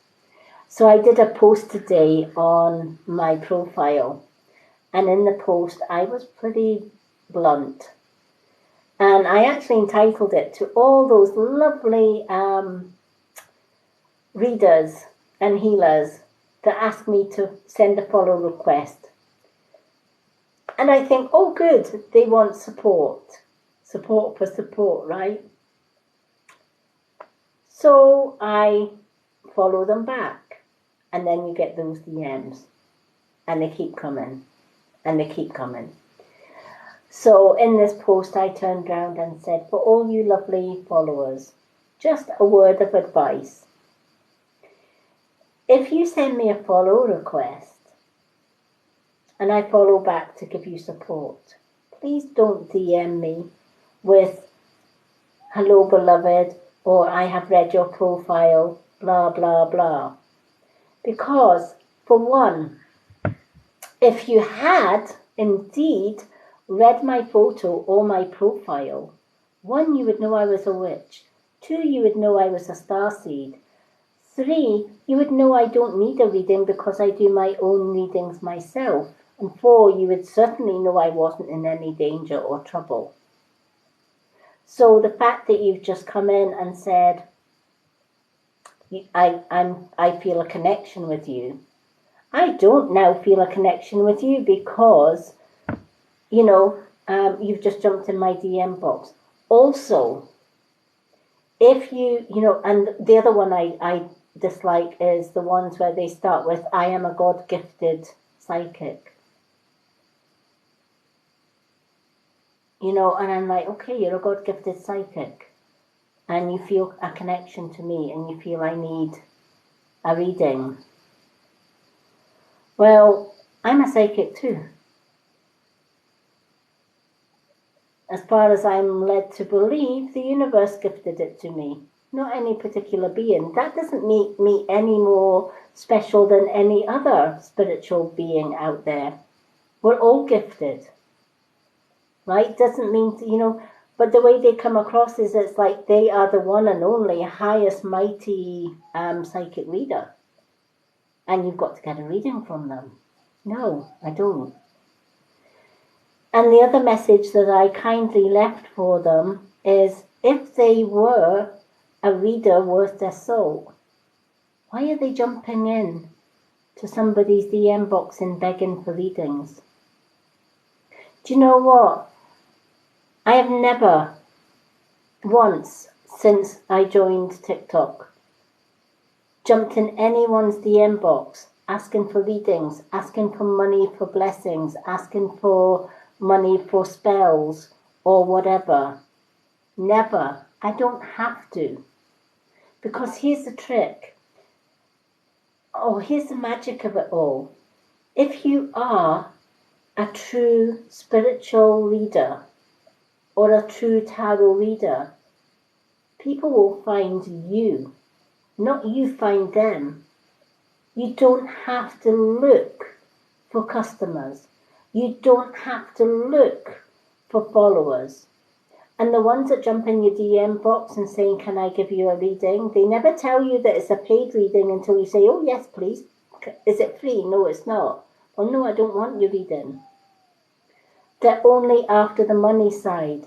Now, anyone that knows me knows that when I come live, my readings are free. When I do my online readings here on TikTok, I read for 7 people. My readings are all free. If people leave gifts, they leave gifts. That's up to them. If they don't, I don't mind, because I'm helping other people. And to me, helping other people is more important. And all right, that is only mini readings, but those mini readings are free. I also offer mini readings on my profile, and you'll see all the past readings that I've done on my profile. I have a readings list. Now, what happens there is, a lot of the time, I'll give people free readings, but they want a more in-depth reading. So they come to me and ask me to book a reading. Surely that's the way it should be working. We should never have to jump in anyone's DM box and force them to take readings or blessings or spell work. Hi, Julie.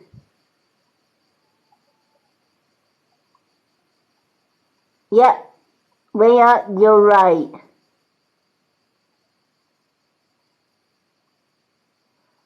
How is everyone? Hello, I am Bengo.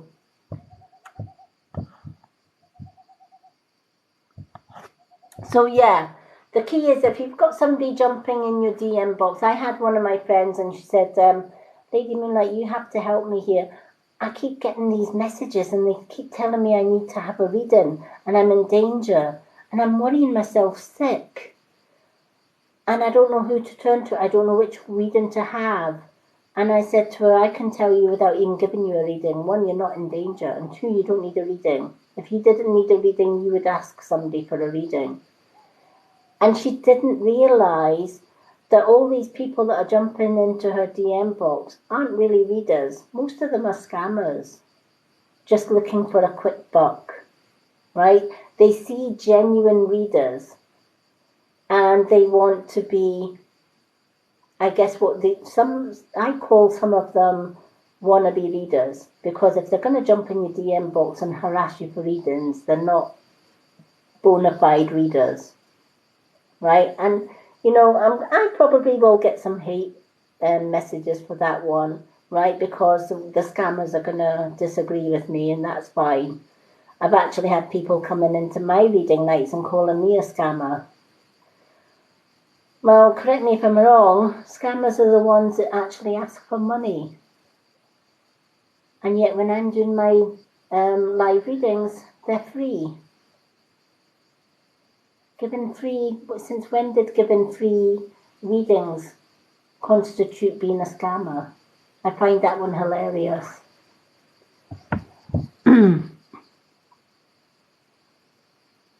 Oh, thank you.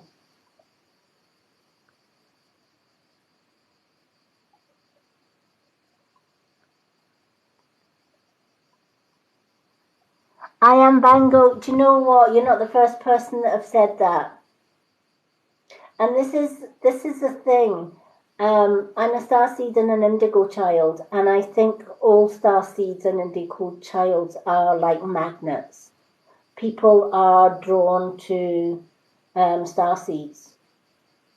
They don't know why, and they always say the same thing.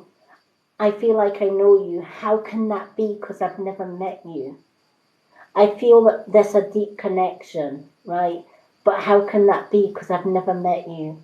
It's been a common thing all my life.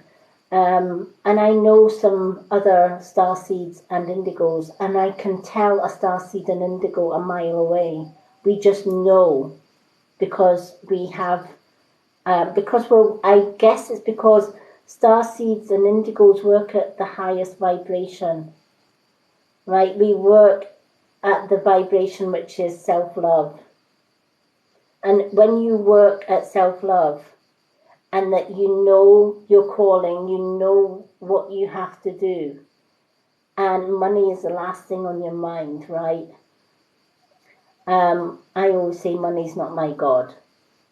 I know what my calling is. My calling has always been helping other people. And I've had so many people come to me in tears and saying, do you know what, I need a reading, but I can't afford one. No problem. Let's set a time and I'll give you a reading. You can have as many free mini readings as you need until such times if you want an in-depth one, you can have an in-depth one. And, this is how it should work. You should never be drawn into getting a reading from somebody that is jumping in your DM box and saying you need a reading, right? And ultimately, when you get these messages coming in your inbox, do you feel the same connection? Do you, like you would with me? Chances are no, right? Chances are you get really frustrated and you're like, no. And I don't like the ones that you say no. And they'll say, which reading would you like? When would you like reading? And I put big capital letters, N-O, thank you. And they still say, let me know your star sign, I give you a reading. Block. 2 strikes and they're out as far as I'm concerned, right? There's no way they are connected to me because they rub me up the wrong way, right?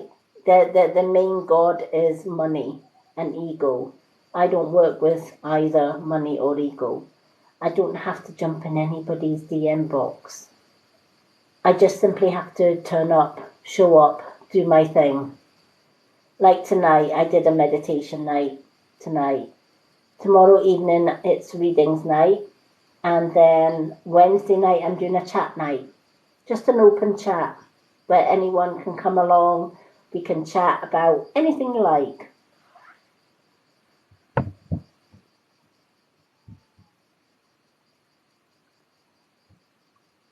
Yeah. Yeah, and many people do feel that. Hello, wee Shelley.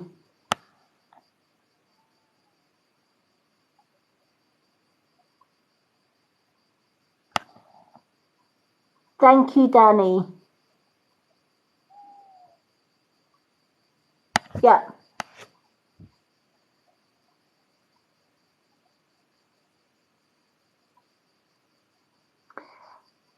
I am Bengal. Do you know what? You're so right. They should flow. They should flow. You know, and I get criticized for giving free readings, and they'll say, but you should be charging. Well, I do charge for full readings, but not everybody, it's not all about money, it's about helping people in need. And not everybody that needs help has money. You know, I'm not the richest person in the world. In fact, probably, you know, more than most people. You know, there's a lot of people that have a lot more money and finances than what I do. But I guess it's just the starseed in me. The way I see it, as long as I've got enough food on the table, a roof over our heads, a loving partner, and my two wonderful parrots, who are my companions, and friends, that's all I need. You know, I was gifted with spiritual healing and my third eye. And that was gifted to me freely from the universe. What right do I have to exploit that? None whatsoever. I've always known what my calling is from day one, and it's to help people. And when people come at me with negativity, I don't tolerate it. 2 strikes and they're gone. I don't sit and argue with them. I now know what a narcissist is capable of, and I steer clear of narcissists. And even though I've been on TikTok a very short time, I've already started anti-abuse support network for men, women and children who've gone through abuse, and it's called Purple Hearts Unite. So if you see the Purple Hearts Unite hashtag, you'll know it's myself that started the Purple Hearts Unite sort of movement. And the Purple Hearts Unite is, we use the hashtag, but we also post a purple heart on everything that we post, whether it's on TikTok or Instagram, whatever. We always put a purple heart. And then in the introduction, we always put Purple Hearts Unite hashtag. That means that anyone going through abuse, when they see a purple heart on somebody's post, they know that that is a safe person that they can come to and drop a message in DM box and saying, hi, I'm going through abuse, can you help me? I seen your purple heart. Right? So, you know, the best thing that you can do to support somebody with abuse is to listen. Just to be there and listen with an open mind and an open heart and with love and caring. That's all they need. And if you feel that you can be one of those people, then proudly display a purple heart. And in on all of your posts, and then hashtag Purple Hearts Unite. And you'll be helping abused men, women and children to find a safe haven. I even have a Purple Hearts Unite Facebook group. It's a private group where I vet everyone that comes into that group. It has strict rules that nobody shares anything in that group, because there are men, women and children sharing their abuse stories in there. Some of those women are still going through abuse, and you could be putting them in danger by sharing their pictures, their videos out with that group. I've seen it happen before. One of my friends did a similar group years ago to help other people, and one of the group members shared a lady's video out with the group, and that lady's ex beat the crap out of her because he saw the video. Had that video got kept in the group, she would have been fine. And she never ever spoke in the group again. So I have very, very strict rules in the Purple Hearts Unite group on Facebook, that whatever is shared in that group stays in that group to protect the people in that group. And should anyone share stuff out with that group, it's an automatic block from the group. So that's the work that I do. I do readings. I send Reiki healing and spiritual healing to those that need it. I make spiritual jewellery, and with that jewellery I put healing in it. And I bless that jewellery for the person that buys it. My jewellery has helped so many sick people. So I continue to make my jewellery. I will, when it's winter time and it's a dark night, I often start making dream catchers again. So I will be crafting crystal dream catchers as well. Anything that I can do to help. Yes, I've actually,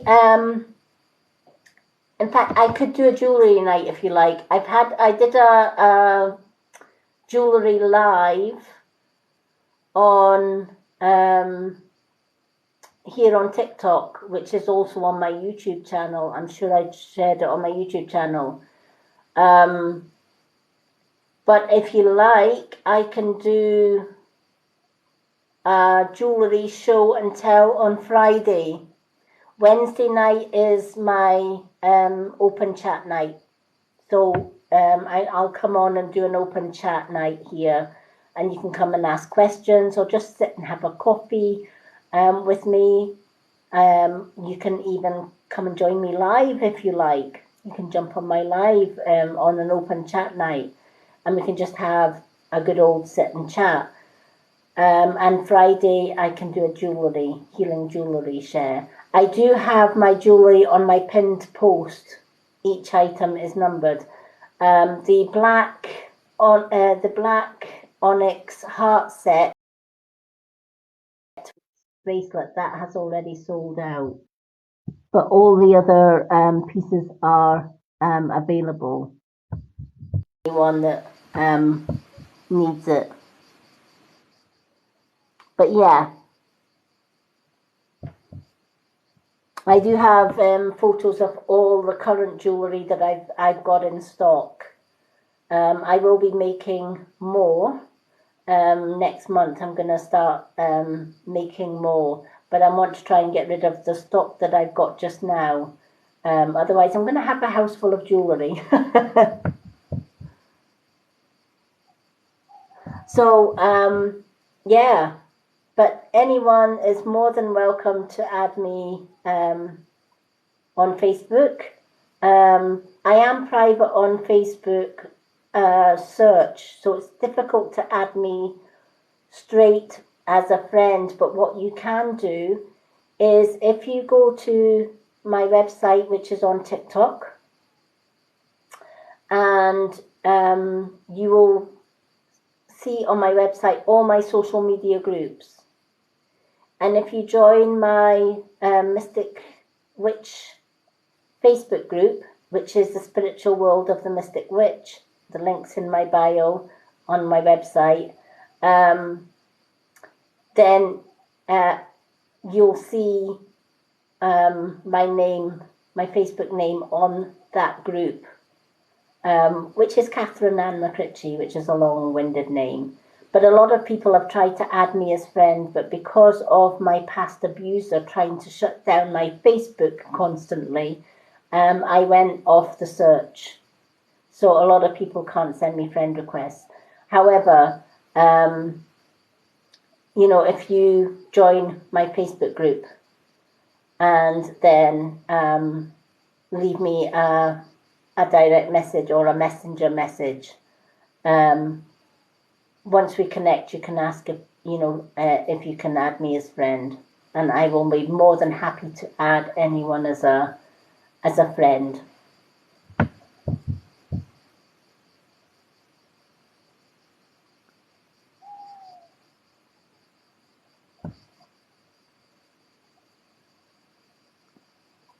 Well, all my lives are shared. If you miss any of my lives, don't panic. I do share all of my lives onto my Lady Moonlight YouTube channel. So if you subscribe to my Lady Moonlight YouTube channel, again, all my links are in my website on TikTok. You'll never miss another live. So even if you're working, you can catch all my lives, including this one.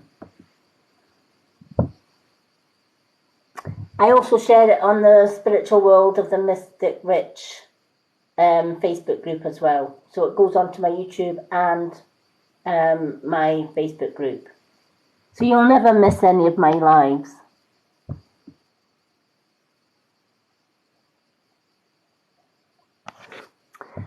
So that ends the meditation night. I am absolutely blown away with everybody's kindness.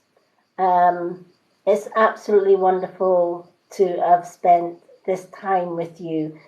For anyone that missed the meditation, this live will be shared to my Lady Moonlight YouTube channel. And also, I have a playlist on my YouTube channel, which is my meditations. So all my guided meditations are under guided meditation playlist on Lady Moonlight channel. You'll also see other videos on there. My favorite music's on there. You'll see a lot of personal videos with myself and my partner, our walks through the woods, etc., our visits to different spiritual places. There's lots of goodies on my channel. So yeah, I look forward to making new friends, both here and on Facebook. And if you do feel connected, Danny, definitely. There is just something about Danny, and I can't put my finger on it, but I feel that we've met somewhere before. And I know there's a few people that have watched my lives that feel the same. But it's maybe just because I'm a starseed. I don't know.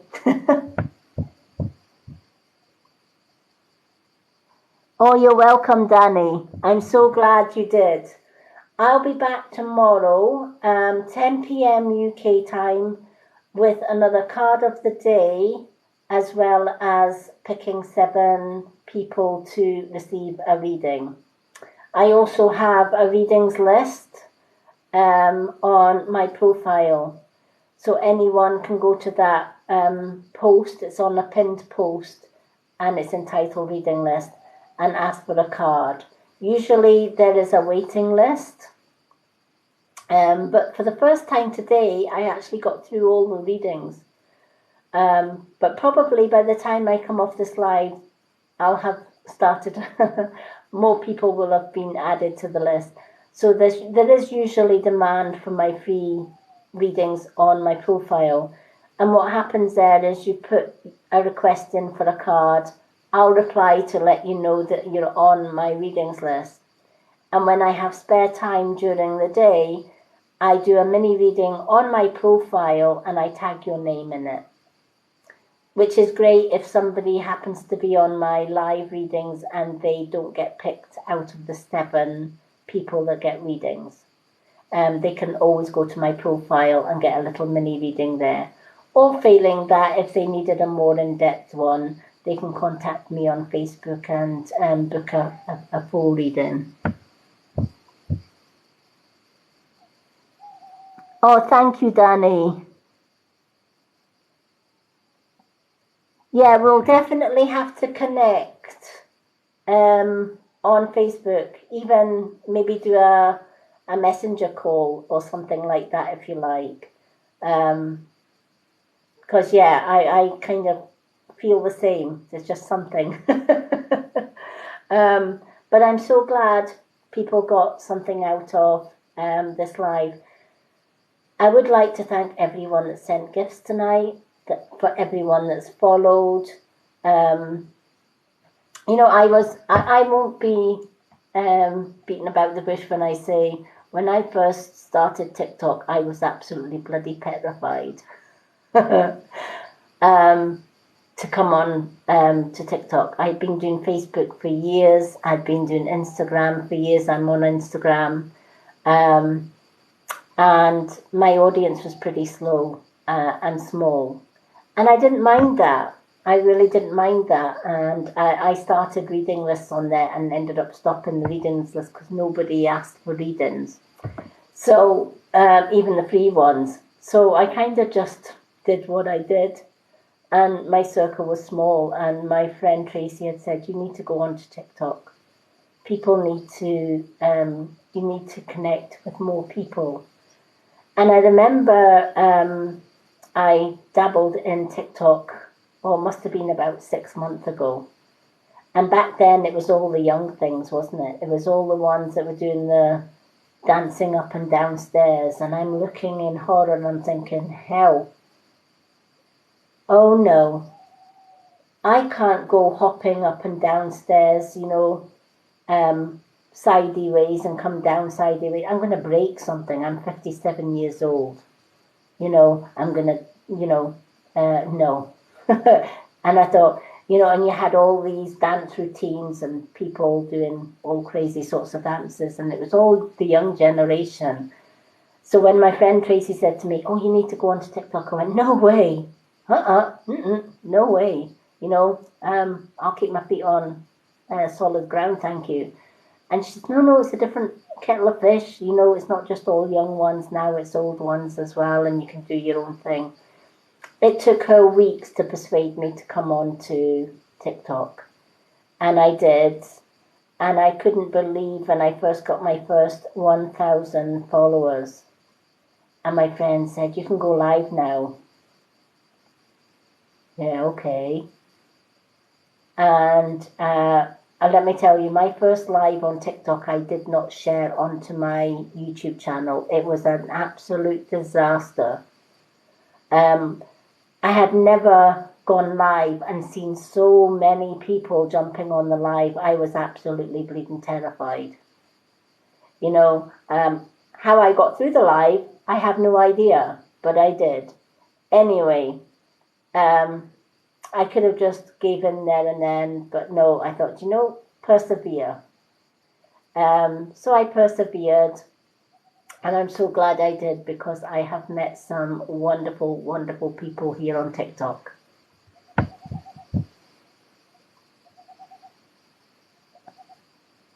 Yes, definitely, Danny, definitely. Thank you, Flower, for the follow. And thank you, Erin Beans, for the likes. Thank you so much. Yes, we do. I love that, Danny. We meet people for a reason. Some people come into our life for a season. Some people come into our life for life. And some people are just passing through. But whatever however people come into our lives, they come into our lives for a reason. And it's never by accident. It's always calculated by the universe. Thank you for the roses, everyone. Thank you so much. Okay, well, I'm going to hop off and join my wonderful partner and spend what's left of this evening with him. I will be back tomorrow night. Thank you so much to everyone from the bottom of my heart for all your support and for joining me tonight. I hope for those who have missed the meditation, this will be shared to my YouTube channel, Lady Moonlight channel, along with all my other lives that I do here. So if you subscribe to my YouTube channel, you'll never miss any of my videos, including this meditation. Definitely worth trying the meditation if you haven't tried it. Tonight's meditation was meeting your spirit guide animal, and I hope you all got something out of that. So till tomorrow night, love and blessings, everyone, and have a wonderful, wonderful rest of Monday, wherever you are. Love and blessings to each and every one of you. Night, Julies. Oh, thank you, Julies. This one will be posted on there as soon as I can. Sometimes there's a delay in TikTok processing the video so that I can download it. If this one isn't on tonight, it will definitely be on tomorrow morning for you all. But all my other lives, including last night's readings live and some of my other meditation lives, are all on the Lady Moonlight YouTube channel. You can get straight to it by going onto my website, which is in my bio here on TikTok. And on the second page, it has all my social media links. Just click on any of the links and it takes you right there. So have a great evening, everyone. Love and blessings. And I look forward to doing some magical readings with you all tomorrow. Till then, love and blessings. Take care, everyone. You're all amazing.